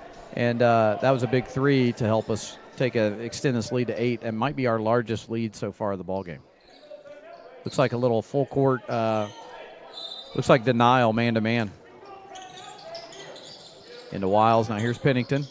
You'll see a jump here. There they go to jump. And now they've got too many guys around the ball there. And a great hustle effort by Alex Light. Again, you want to make it ugly. Coach McLaughlin will tell you all the time his goal is to be aggressive and make it ugly. And on offense, when you make it ugly on defense, on offense, you get layups. Pennington will inbound here.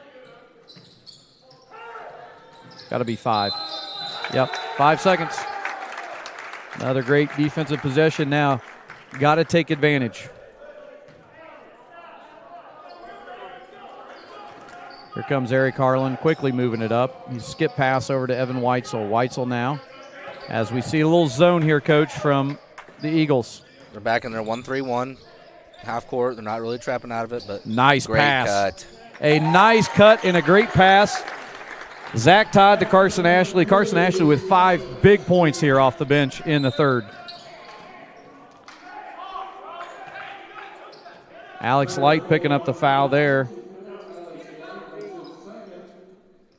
10-point lead here for Wes-Del. You want to continue to extend this lead with 3:43 to go. Don't let up.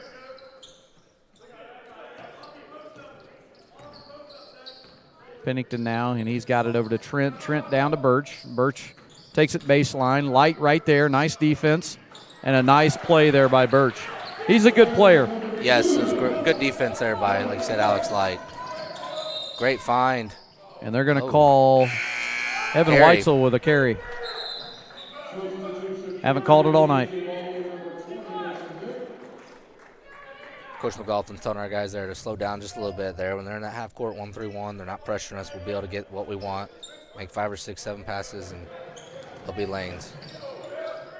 Wiles inside, and he scores. And here comes a little run by Lincoln. They won't go away. Nice pass into Light. Light catches it. Great pass from Harlan to Light for 2.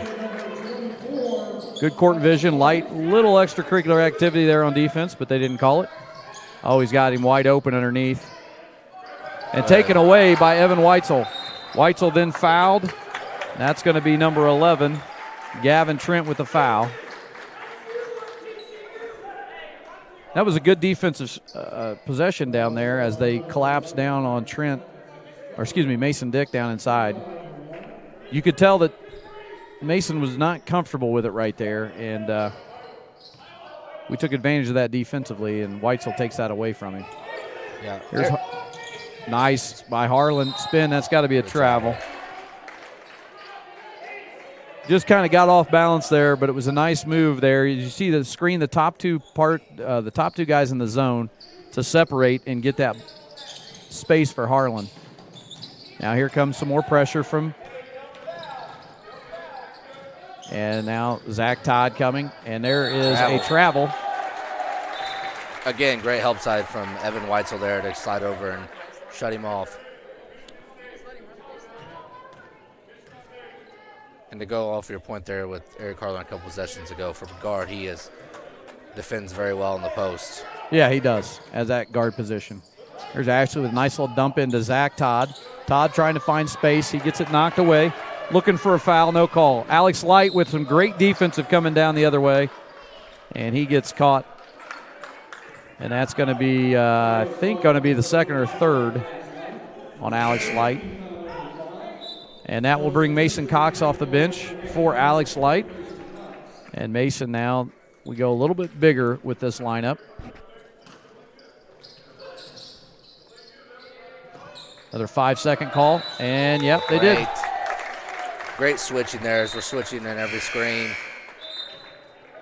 And Logan Vance, the big fellow for Lincoln, comes back inside and replacing Mason Dick. And now here is Wes-Del. You hear them call out set play here, specific set play Coach has. Gets it to Ashley in the corner. Back up to Harlan. Back to Ashley. Trying to get it into Zach Todd.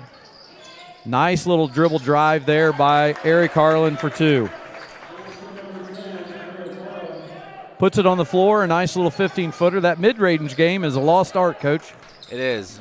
As you said there, Coach was as we got a little steal there. Great look up from Zach Todd to Evan Weitzel. And for 2 more. Our pressure here is getting to him a little bit. We can't let them back in it, though. We've got to continue to play. And there's a nice another knock steal, away, stolen away. Here comes Harlan. Harlan all the way for 2 more. Yes, and we got Timeout by Cambridge City, and that will be their second timeout of the quarter with 1:38 left to go. And I think this is going to be a full timeout. So let's take a quick audio break here on the Wes-Del Sports Network.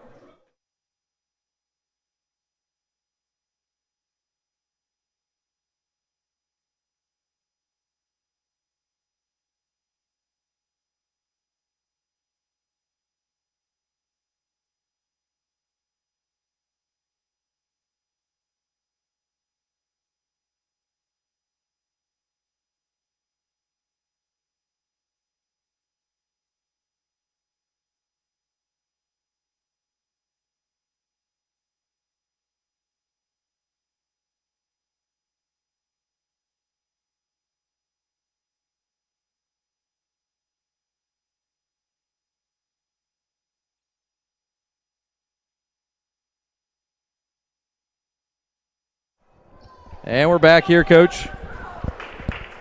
I appreciate what you said there. We might want to remind Coach Klein that there aren't very many people here because we heard his entire timeout. He was very animated. Yeah, he wasn't very happy there. No. Well, folks, extended a nice little lead there, but we can't let them back in it as we extend it to 14, 57-43 now. And into Wiles as we've got to continue to stay active and not foul. Nice. And that is going to be in for 2, though, by Birch. We're getting the tip there. We did. The ball just went just right past Mason there and Evan. Here comes Harlan walking across the half-court line over to Carson Ashley. Ashley dumps it into Zach Todd. Nice power move. Todd's inside with a nice drive. 59-45, Wes-Del. Got to get back. And really no man's land there on that as we're trying to make it ugly. Again, Weitzel tips it away. It should be not a backcourt call there. Lincoln trying to slow things down. They do not, I don't think they want to stay at this pace by any means. No. There's a nice pass inside to Vance, and he scores. We're down to about 45 seconds left here in the third quarter. Wes-Del leading by 12.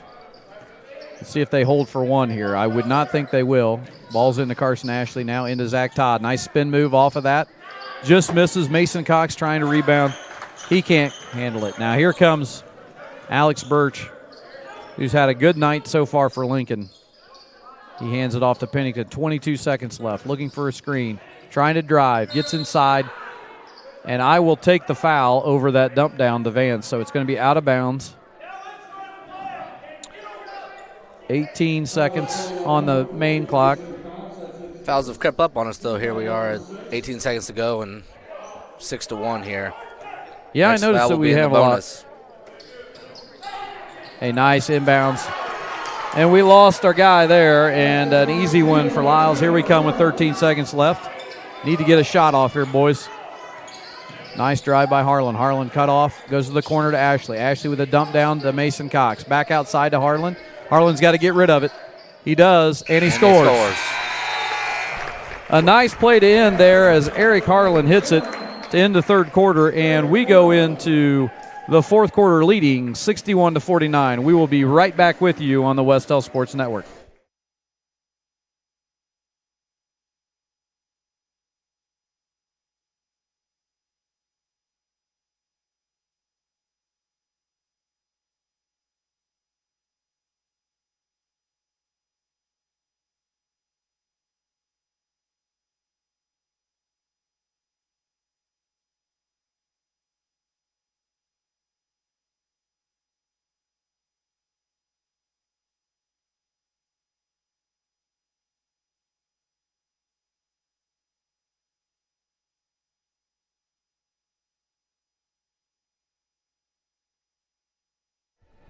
And here we head into the final quarter with Wes-Del leading 61-49. And if it's up to me, Coach, I want them to keep the gas pedal down and make it ugly and get more runouts and extend this lead. At one point, we were up to, I think our largest has been 14, so we're sitting at 12 right now. It'd be nice to get it up there, you know, about halfway through the fourth quarter. I always say if you can get it to 20, that's a nice place to be. But anything can happen, especially as well as they shoot the three-pointer. They could be right back in this thing. Yes, absolutely. You know, that takes us back to our pregame talk here. Joel has 16 for us in the first half and goes out with foul troubles, and we were able to extend the lead there in the third quarter. Yeah, that is true. Great. Like you said, shows you exactly what we can do. Zach Todd handles that one. He is going to get a reach-in call there. Trying to balance out those fouls as we lead 6-2 in the foul category right now.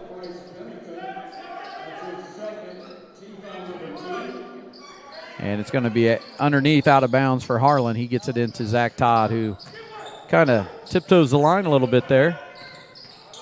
Here's Cardozo with a little trap coming from Lincoln, and they get the steal. Pennington gets the steal on the pass.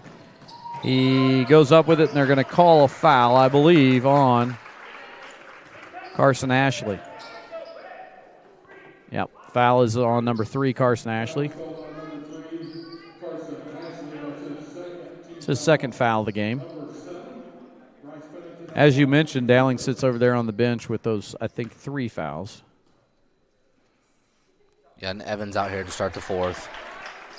It's going to be important for Eric to handle the pressure here and get us into what we need to be in. Pennington with one more. And he hits both. Trims it to 10. And now Wes-Del will see a little bit more of an extended trap here. Kind of a taste of our own medicine here. That goes to Ashley in the corner. He's got a 3 on the way. That would have been a big one. And Vance with the rebound. I'd probably like to see a little bit more offense there. Now Birch comes down, fires one, and it's long. But we don't get the rebound. Got a rebound out of those long threes. Another opportunity. Great rebound there and block out by Zach Todd. You want to get an easy one here. You're looking to try to get a layup if you can. And Coach McLaughlin takes a timeout. I was trying to figure out what was going on there. I'm glad you figured it out. Coach McLaughlin uses his first timeout. Not unusual for him. It's a 30-second. He likes to hold on to those. So he didn't like what we saw right there. Had Evan Weitzel at the scorer's table. Ball was getting a little. Oh, we were throwing it all over the place. I'll just say it like it is for you there, yeah. Coach. We were throwing it all over the place. Fortunate to get the timeout there before we maybe turned it over. Yeah. And so here we are, 10-point lead. That can go away quickly with 7:02 actually on the clock. I have no idea. Our clock on this scoreboard, guys, it does not work well. It's not in sync with the actual clock. So those of you at home are like, why does he never have the same time? One, I have to run it manually, which you've seen. And two, it doesn't run the same way as a regular clock. So we got to get that worked out. We will. Here comes Harlan trying to bring it across. He's going to get a trap over to Jesus Cardozo. He gets trapped, and we just got to handle this and find the openings. And a 3 on the way from Jesus is good. If you hit threes, it'll pull them out of it. It's not really the shot you want, but if it's going to go in, it'll be just as good. That extends the lead to 13, almost our largest. 14, the largest lead of the night. They're trying to get it in advance. Mason Cox is going to have his job cut out for him there. Nice steal. Tipped away by Evan Weitzel, and here comes Jesus Cardozo and gets it to Weitzel. Weitzel up, misses it. Mason Cox with the rebound. He's up and misses as well, but he gets the foul. Mason was at the line earlier. He missed both. Let's hope he makes both here. 6:15 to go for those of you at home. Wes-Del leads 64-51. Mason Cox, first one's up. And it's good. I believe Coach called that before it went in. He did. I think he said nice shot, and He knows his players. Mason was pretty excited. Well, that's why. Yeah, you call Vance on the foul there. They're going to put Zach Todd at the line. No, that should be out of bounds. We're not in bonus yet. They're working it out here. It'll be ball underneath. Well, it's their first game, too. For some of them, it's literally their first varsity game. Great cut. Nice cut in there by Zach Todd. Tries to dump it out, but Pennington was there. And here comes Pennington across the half-court line over to Wiles. Wiles ready. He wanted that from the get-go, and that's why. Yeah. We'll have to adjust here. They're going to go back to their early part in the game is where they're just looking to get up some threes. Harlan brings it down. He's got an opening, and he just bounces to his right and sets his feet and puts it up and in. 67-54 now. Inside is Wiles, and he's right back. And nice rebound by Mason Cox, and here comes Wes-Del. Weitzel trying to drive past. A lot of contact. Lost the ball. No call. I'll take that. Alex Birch now gives it to Wiles. Wiles trying to drive, and he loses it. And here comes Harlan. Harlan with a nice bounce pass up to Weitzel and two more. And we do have Mason Cox. He's down back in the back, or way down on the other end. Yeah, I think he just needs a few minutes to recollect his thoughts. And Carlos Artiega will come in and give him a break to do so. So 5:21 left. It's 69-54 Wes-Del.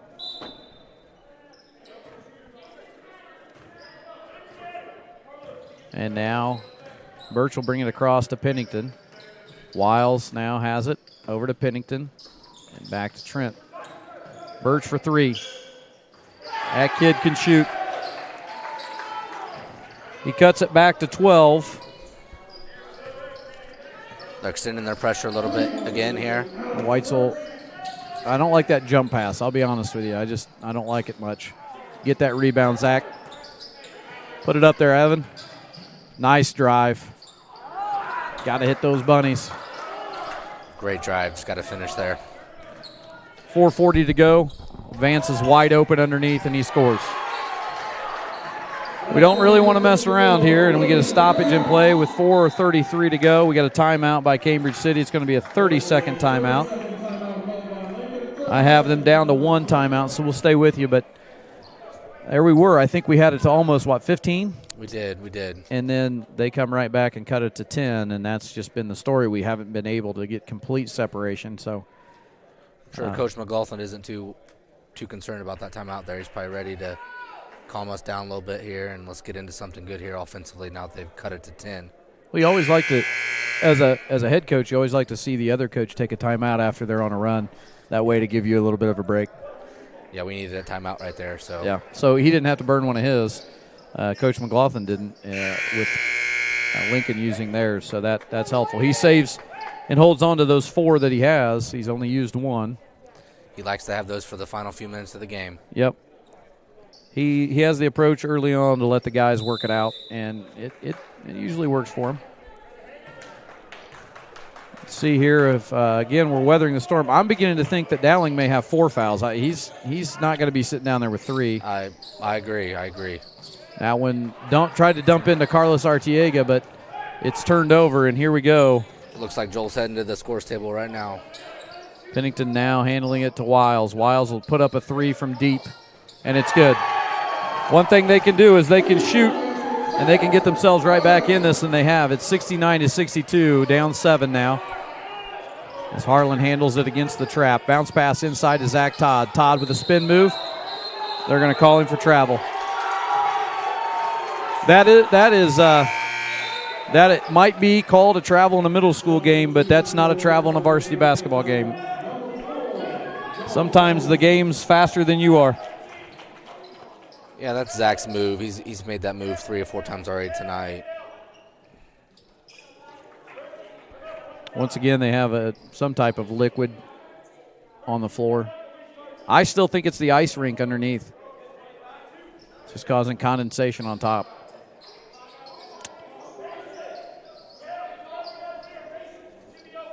.356 to go. We've got a we need to make a little bit of a run here. Dowling comes back into the game. Coach still keeping the pressure on. Want to apply the pressure here, but get back. Don't give up any easy ones. And there is going to be a foul on Evan Weitzel as he tries. And what that does is it stops the clock now and puts them at the line, and they're good shooters. So, although we haven't seen Mason Dick at the line yet, number 20, we'll see what he can do here. It is 1-1. So we'll look and see as Mason has his first one here. And that looked pretty good.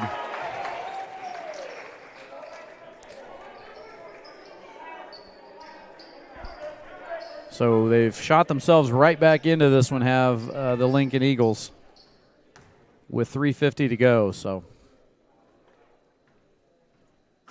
second one is out, and Wes-Del handles now. Still seeing this trap. Nice pass inside to Carlos Arteaga. Arteaga up, and he is fouled, and he'll go to the line for 2.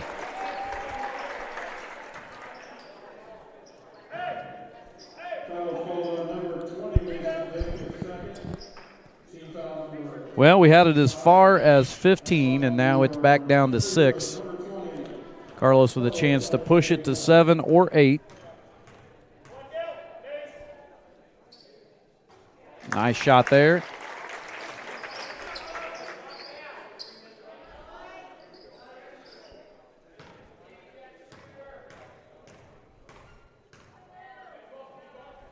And the second one's up, and it is off. And here comes to see if there's a defensive change here. It looks like we're back to the switching man-to-man. Zach Todd out on Pennington. They're going to get Zach Todd on a body call there on the drive.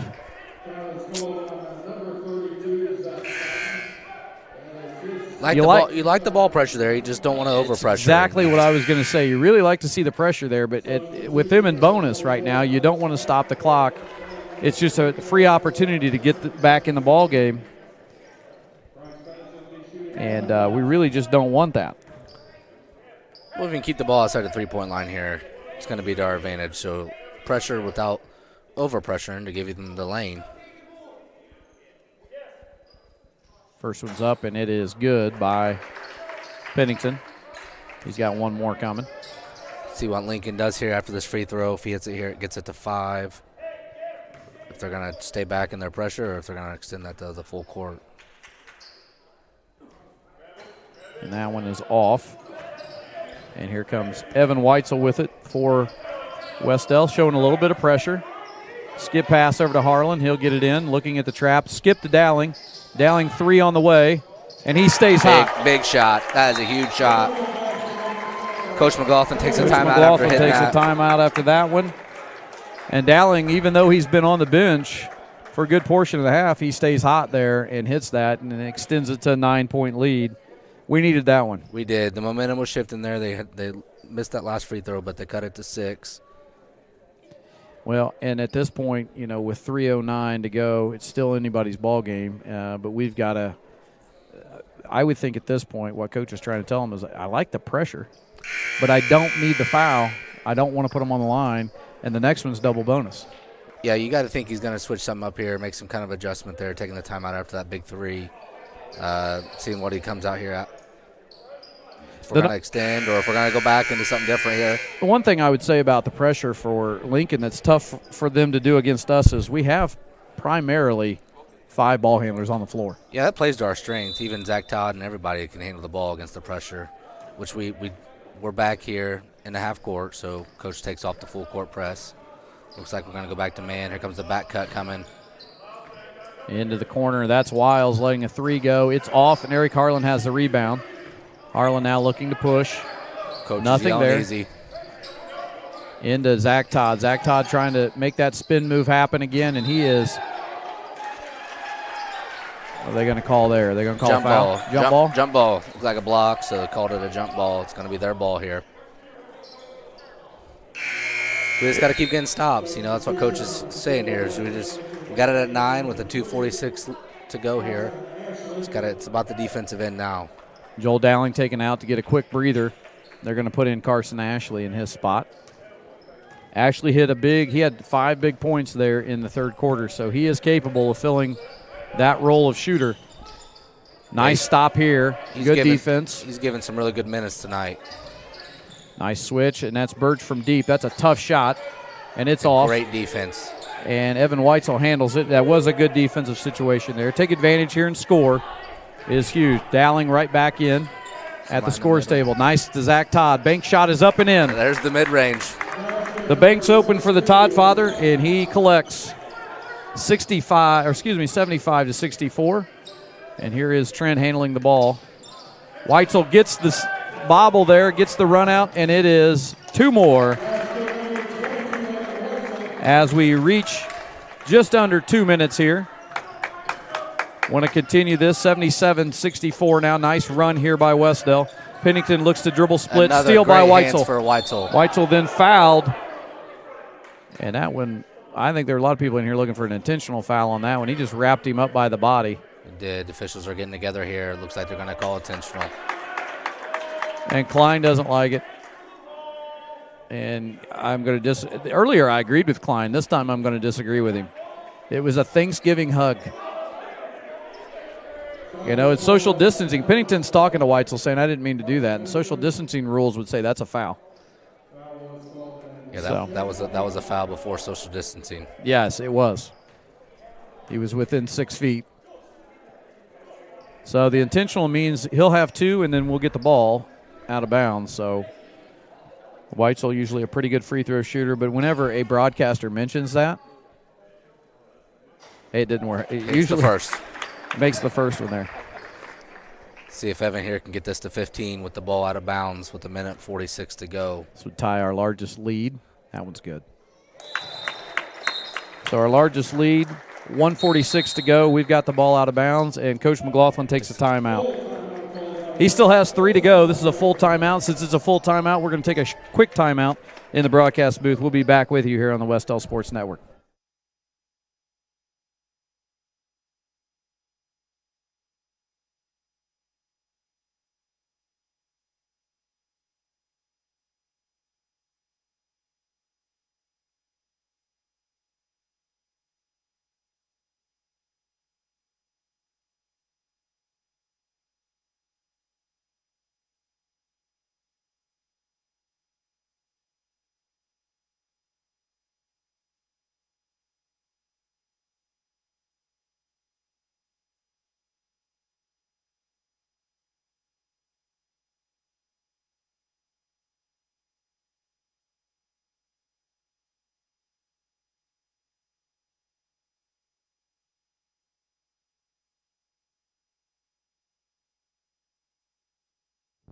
And we're back here at Lincoln. 15-point lead, 1:46 to go. I will always tell you that my time spent on the bench, those guys can let you know I never am comfortable, even with a 15-point lead with 1:46 to go. I'm never comfortable, especially when Lincoln can shoot it like they can. Well, we got the experienced guards here, so it's going to come down to possessions, keeping a possession, keeping it alive, don't turn it over. Hit your free throws and continue to rebound. And when inbounded to Carson Ashley, he will take it and get it back to Harlan. Harlan will handle, as we see, a little bit more extended. They're man-to-man pressure now, it looks like. Yeah, and if we keep the ball here, Eric's moving. Good opportunity to run some clock down. They're going to call a double dribble on Eric Harlan, and I didn't see that, and neither did Eric. And Coach doesn't like an unforced turnover, but it is what it is. Yeah, he wants us to really attack there in the seams and then give it up and get the ball moving, going side to side. Here's Pennington trying to find Wiles, and then Birches. They're going to be looking for those two. Probably look to be shooting from the outside, I'm sure. So we've got to extend. And we're switching every screen, switching. And we're under a 120. Nice baseline drive there. That's kicked to Birch. He's got a 3 on the way. It's off, and a nice rebound there and knocked out of bounds. And it's going to be Wes-Del's basketball with 1:10 left to go. 15-point lead, 1:10. It's just one of these where got to take care of the basketball, boys. They're probably going to start fouling. Next one is bonus. They're going to clear out for Harlan. And I would assume at some point they're going to start fouling, getting close to a minute here. Weitzel with the drive. It's off. He gets his own rebound. Back out. Harlan, coach is telling him to spread it out, run a little 5-man here. Harlan with the cut, the drive, dumps it off, and it is nothing there. Coach has got both hands on his knees, and it's just those are those moments you can't go out there and play it for him anymore. So you do all you can. Well, in that moment of the game, like Coach, he just wants the clock to keep going and get down to the zeros. Birch trying to drive in. He's got a jumper going up. Nice rebound by Mason Dick. He misses it. Now Eric Harlan has it. 30 seconds to go. Looks like Lincoln's going to I think Lincoln's just going to let it go. He may just dribble this thing out. Eric Harlan's going to dribble this thing out. And Wes-Del is going to get a victory here in the season opener at Lincoln. Zach Todd with the drive, and he finishes to make it 81-64. And that is how this one's going to end here as Wes-Del moves to 1-0 on the season. And a nice performance here at Lincoln. Great team win. A big team win there. A lot of things happened throughout that game that were a lot of bright spots, a lot of things to look forward to. So the final here at Lincoln is 81-64. We're going to take a quick break here on the audio, and we should have Coach up here. And hopefully, I told him to grab one of the players if it's a win, and we'll talk to those guys here shortly. So stay with us on the Wes-Del Sports Network. We'll be back with Coach and some post-game here shortly.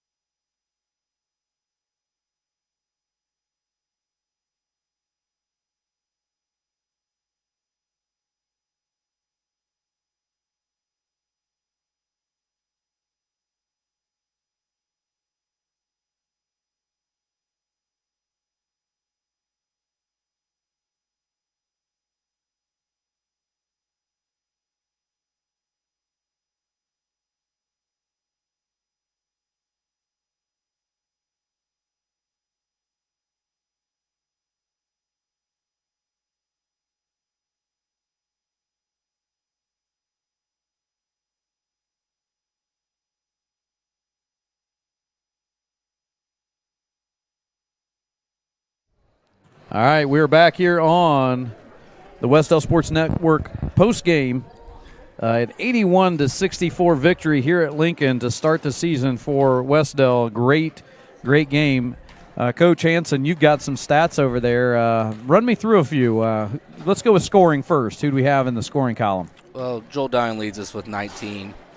He started off, as you mentioned earlier, was 4 for 5 from the three-point line and 6 for 7 overall from the field, so very efficient tonight. Eric Harlan had a quiet 18, in my opinion. Yeah, I didn't realize that. I would assume he had a lot of assists, which it looks like he did have a double-double there. Mm-hmm, yeah, he had 13 assists. Zach Todd had 14. Evan Weitzel had 14. Just kind of like those four are probably going to lead us most nights in scoring, but Carson Ashley chipped in with 5. Those were a big 5 in the third quarter. Yes, hit a big 3. Alex Light had 4. Jesus Cardoza had 3, Mason Cox had 3, and then Carlos had 1. So that rounds out our scoring for tonight. But you know, those first 4 are going to probably lead us in most nights scoring wise. Right. But that's going to be the key. Is you saw it there. Joel Dowling tonight only played 20 minutes. I was in foul trouble there. Started that second half and still found a way to lead us in scoring. But those other guys stepped up there in that third quarter. And as you look at some of the other things, I can see there, Zach Todd had 8 rebounds, led us in the rebound category. That's typical, but you look at Eric Harlan had 6. rebounds himself, and Weitzel had 6. So rebounding well out of the guard positions. And then you look at those assists, and you just can't get over Eric Harlan running the show there with those 13. As you said, I'm just shocked at the 18, to be honest with you. Not to take anything away from Eric. It's just, as you said, it was quiet. I was more impressed with the way he handled the ball and dished it out. So you look at scoring 18 and then, 13 assists on top of that. You look at his impact on the game tonight. Harlan had quite an impact. As we said, Dowling came out of the gates really, really hot. But I think as I look at that stat line, I think Eric really sustained us as a leader, a senior leader. He was 8 for 10 from the floor. And just a really nice job. And Weitzel stepped up, as you said. You get what you get out of the Todd father. You get it every night. You're gonna get close to a double-double usually from him. And there he was with 14 points and 8 rebounds. So in the turnover column, it wasn't as bad as I thought it would be as I look at some of those things. Now, I bet you when Coach gets up here, he's going to tell us that they turned the ball over way too much. But I think every coach says that, don't they? Yeah, at the end of the night, you're going to be happy with the win. You're going to be excited with the positives, but you're always looking for those things to build on. It's early in the year. It's obviously the first game. But like you said, we talked about it pregame. The backcourt senior leadership of Harlan and Dowling was going to be crucial tonight, and they came out and, from the floor they were to combine 14 of 17, handled the ball, hit some big shots, got the ball to other guys, got them involved, so set the tone defensively. And I thought late there, Evan Weitzel again, he makes plays defensively. He might give up a couple here and there, but he's gonna come away with some big plays as well too, and get his deflections and makes plays. So I think if I had to pinpoint a couple of big plays in this game, obviously right out of the gates, Lincoln came out hot, but to watch Joel Dowling come out as hot as he did, that really kept us right in things there in the first quarter. As you move on through, you really get to that third quarter where we took a big lead, and then they kind of came back and closed that gap. And there was a moment there where Carson Ashley came in, hit a 3, and then had another a layup in there to get that 5. And he really had a point there that kept us going while Joel was on the bench. And as I speak of that, we have Joel Dowling right now with us. So I'm going to go ahead and let you hand that headset over to Joel, and we'll talk to him.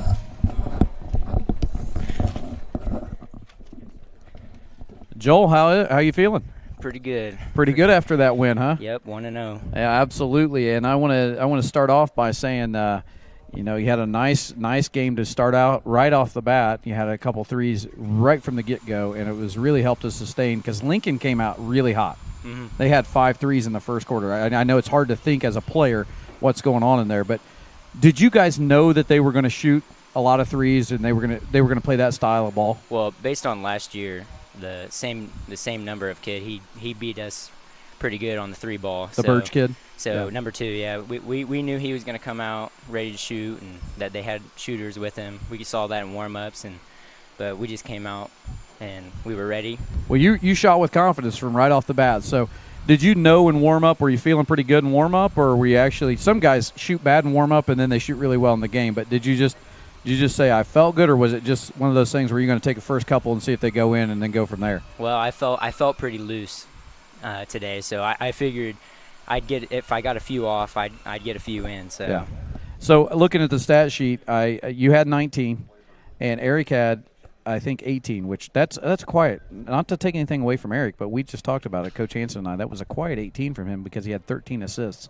A lot of those came from hitting the hot hand, which was you early, and then finding some on the other with the steals in the kick out to Weitzel. But I thought Eric handled the ball really, really well tonight. He didn't get in foul trouble. Instead, you decided to get into a little bit of foul trouble. So, yeah. As a coach, to you've got to keep those hands back because they love to get you on that thing. But what happens is you get to sit over there on the bench and watch from there. But the other thing I want to talk about that is you went to the bench, you had to sit for extended time, and then you came back in and you nailed a 3 right off the bench. So that was big because that's hard to do. Mm-hmm. And you know that as a player. It's hard to sit for that extended amount of time, come right back in. You kind of had to feel a little bit like Reggie Miller tonight. You had that look to you. It felt like you just thought whatever you were throwing up there was going to go in, and so you just had a lot of confidence. And I think if you shoot like that, you should feel like you've got command every single night. And you shoot with a lot of confidence. This is your senior year. You feel good about it. Do the seniors feel good about getting that first win under your belt? Oh, it feels great. Starting off 1-0, and seniors running the team I thought we had pretty good leadership tonight. Defensive-wise, we got some work to do, but I thought we talked well and helped guys through. Yeah. So. No, I thought, and honestly, I felt that the switching man was probably the best thing tonight. It seemed to be working a little bit better than Fury. Fury had its moments, but the switching man really kind of helped things out. Coach might be surprised by that, but yeah, I'm sure he will. He will not agree with me on that one. But anyway, hey, I appreciate you coming up here. You had a great game. Finished off with leading all scorers with 19, and solid first game. Keep that coming, and I wish you and the family a happy Thanksgiving and great win. Hey, same with you. Thank you. All right, we'll see you. That was Joel Dowling. He led the team tonight in scoring, and now we have Coach McLaughlin here with us as he's putting on the headset. Coach, you can come on up and have a seat if you want there. I'll sit right here. So this is a little different. Usually you were my my color guy during football, but about halfway through that game, I was ready to come back up here. Yeah, well, you had the pose that I always love there on one of the late turnovers. You had the hands on the knees. And I said, that's the pose of I can't go out there and do it for you. Right. You kind of wanted them to slow things down. Right. And Coach Hanson was talking us through a lot of that. He filled in, obviously, in your shoes as the color guy tonight, and he kind of did a lot of the coaching talk for us. But let's talk to you a little bit. First game, obviously there's things you're going to say that we need to improve on, but what's your overall thought of the first game? Well, I think we made some adjustments after the first quarter. We didn't defend very well, and our zone wasn't working. It didn't work against them last year. They beat us by 12 last year, and it didn't really work last year. And so we had to adjust. And number 2, I'm telling you what, that number 2 can play for any team we play this year. He is a good player, savvy, and unfortunately he's only junior, so we'll see him again next year. But he's a good player and gets guys in the right spots, and so – you got your hands full trying to find him and we did not do a good job of that in the first quarter. What I thought was what we adjusted was we did a better job of at least recognizing where he was. He still hit some tough shots, but we did a good job of recognizing him, finding him later as the game went on. And then we showed at times why we're not very good at man. But I've said it about this group. I don't know defensively what we'll be all year. It's just I know we can score. Just defensively, what are we going to be able to get? So you got it up to 15 there in the fourth, and actually in the third you had it up to 14. Yeah. And then, as you know, I've sat there with you enough to know that in the third you knew they were going to make a run. They're just too good shooters not to make a run. And that leads me to the first of this question is, were you shocked at all by the amount of threes that they were putting up early and how they were doing that? Did you know that going in? Well, we knew they were going to shoot a lot of threes, and so I told our coaches, I said, we may have to adjust on that zone because they just shoot a lot of threes. That's the way they've played the last couple of years. 3 years ago, they had a 7-footer and a 6'6" kid that were really good, so they didn't do that. But now that's kind of the way that Best plays, and Coach does a good job of putting them in the right spots. They run a couple good sets, and they run that back cut play, which drives me nuts because he always does that. And we talked about it, and we still gave it up twice. But, I think we just had to adjust a little bit on the fly. And I even said it before the game. High school basketball at the varsity level is every team's going to make a run. We're going to make one. They're going to make one. It's about withstanding those, keeping your head in the game, and being able to, withstand that streak and being ready to go again without – losing the lead, without losing, your toughness and a little bit of the mental toughness, and that comes as the season goes. I thought we let them right back into it, but again, it's high school basketball. The other team's trying too, so they're making plays and they're doing some good stuff. So, we just got to withstand those streaks and hope that you can stop them before they get too long. And I didn't think we did a very good job of being disciplined on our offensive end, more than giving up that streak defensively. I just didn't think offensively we grinded out some tough shots. We took a couple quick ones and then a couple that we just didn't finish. Yeah. And so I'm going to mention something real quick here. In the third quarter, and I thought this happened throughout. So we go through things. Dowling was hot right off the bat. He had 19 for you in the game and really had some big shots to match Birch early in his 3 barrage. They had 5 3-pointers in the first quarter. Yeah. They came out hot. You had Harlan, who really shocked us. He had a quiet 18, right, but he had 13 assists, right, which we knew. So a great double-double out of that. Right. One guy I want to highlight is in the third quarter, you had a really, really key moment when you had a guy come off the bench and give you 5 points, and that was Carson Ashley. Yep. He came in, he drilled a corner 3 over here in this corner, and then he had a layup in there. And that was during their run when they came back, and he kind of extended your guys' lead back. So when you have guys like that, you have 4 top guys that are probably going to be leading you in scoring. but what people may not see on the stat sheet is how important those 5 points were. And it was really just about not only the 5 points, but also the momentum at that point. Carson kind of said, I'm going to stop the bleeding here and then take this over. What's that mean to you as a coach to know you have a senior come in and do things like that? It means we know that we can put him in a situation. He's not going to panic. I thought he shot those with confidence, and that's something he can do. He knows he does well, and if you know that's your role, then you need to be able to do that. I thought he played really well. 2 things happened tonight that I said I never thought I'd say, as jokingly with the kids. Yeah. But I said I never thought we'd see someone boxing one Joel, which is joking. Yeah, that's true. And I also told him I never thought I'd sub in Carson Ashley at the end of the game on defense, which we did both, because he was keeping his man in front, talking, switching. And so, those guys played well. Mason came in and gave us some good minutes. He got Alex Light after a year off. Alex Light shook off the rust. I told him he played well. And then Carlos Artiega came in and guarded too for a while and face guarded him, and we just told him don't switch. And so he did a good job of kind of slowing him down for a little bit because he's strong and athletic and can do that. So you had Jesus start tonight. He earned it, and he played really well. Handled that opportunity to start and also hit a big 3 there early on to help you out. So you really had balance all the way. The Todd father, he came through with his normal. He had 14 and 8 rebounds, so he's close to a double-double most nights. And then you had Evan. Evan is a consistent 14 points for you. And so you've really – from the first game, where do we go now? The next game is Saturday at Southern Wells. We had to reschedule that, so it's on our schedule. It originally said Elwood, but they're having some COVID issues, so we're playing Southern Wells. We moved them up. It's a triple header. C team starts at 5, and they're actually going to allow a few more people in. So I think they're going to up it to maybe 500 people. So it'll be a little bit more of a high school atmosphere, but that's where we're at. And then we turn right around on Tuesday and go to Union City. So fingers crossed on everybody. It's like Coach and I were talking before the game. It's not even day by day anymore. It's hour by hour. We just hope. I told our guys, play every game like it's your last, because you don't know when it could be or when you're going to have to sit for a while or what you're going to do. So I proud of them, proud of the effort. Really appreciate you guys doing this. That means a lot to a lot of people to be able to watch our guys. We talked about that in the pregame. I know that it's so important that everybody – we have such a great following that everybody gets a chance to come and that can't come can still watch us. So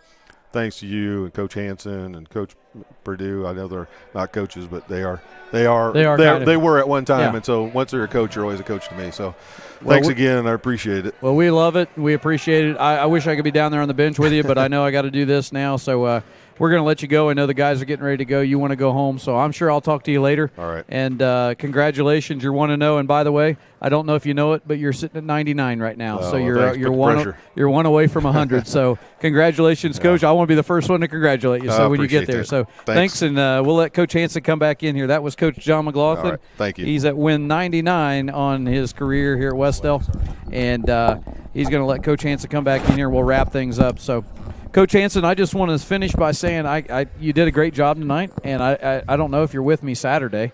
Are you coming? Yeah, Southern Wells. Well, it's Southern Wells we're going to do, and we may get there early enough to do a little C-team action, but we'll definitely try to get logged on and set up a little bit earlier. But I enjoyed it. It's good to have a coach that's been there, done that, and be able to chime in on things. And your final thoughts tonight before we sign. Well, just proud of our team. Coach McLaughlin, I know they've been working hard, and it's always great to start the season off here as heading into the holidays and Thanksgiving tomorrow. And I'd like to wish everybody a happy Thanksgiving and stay safe, and look forward to Saturday. All right, we will see you Saturday. I can't say anything better than that. So happy Thanksgiving to everyone, and we are signing off here on the Wes-Del Sports Network.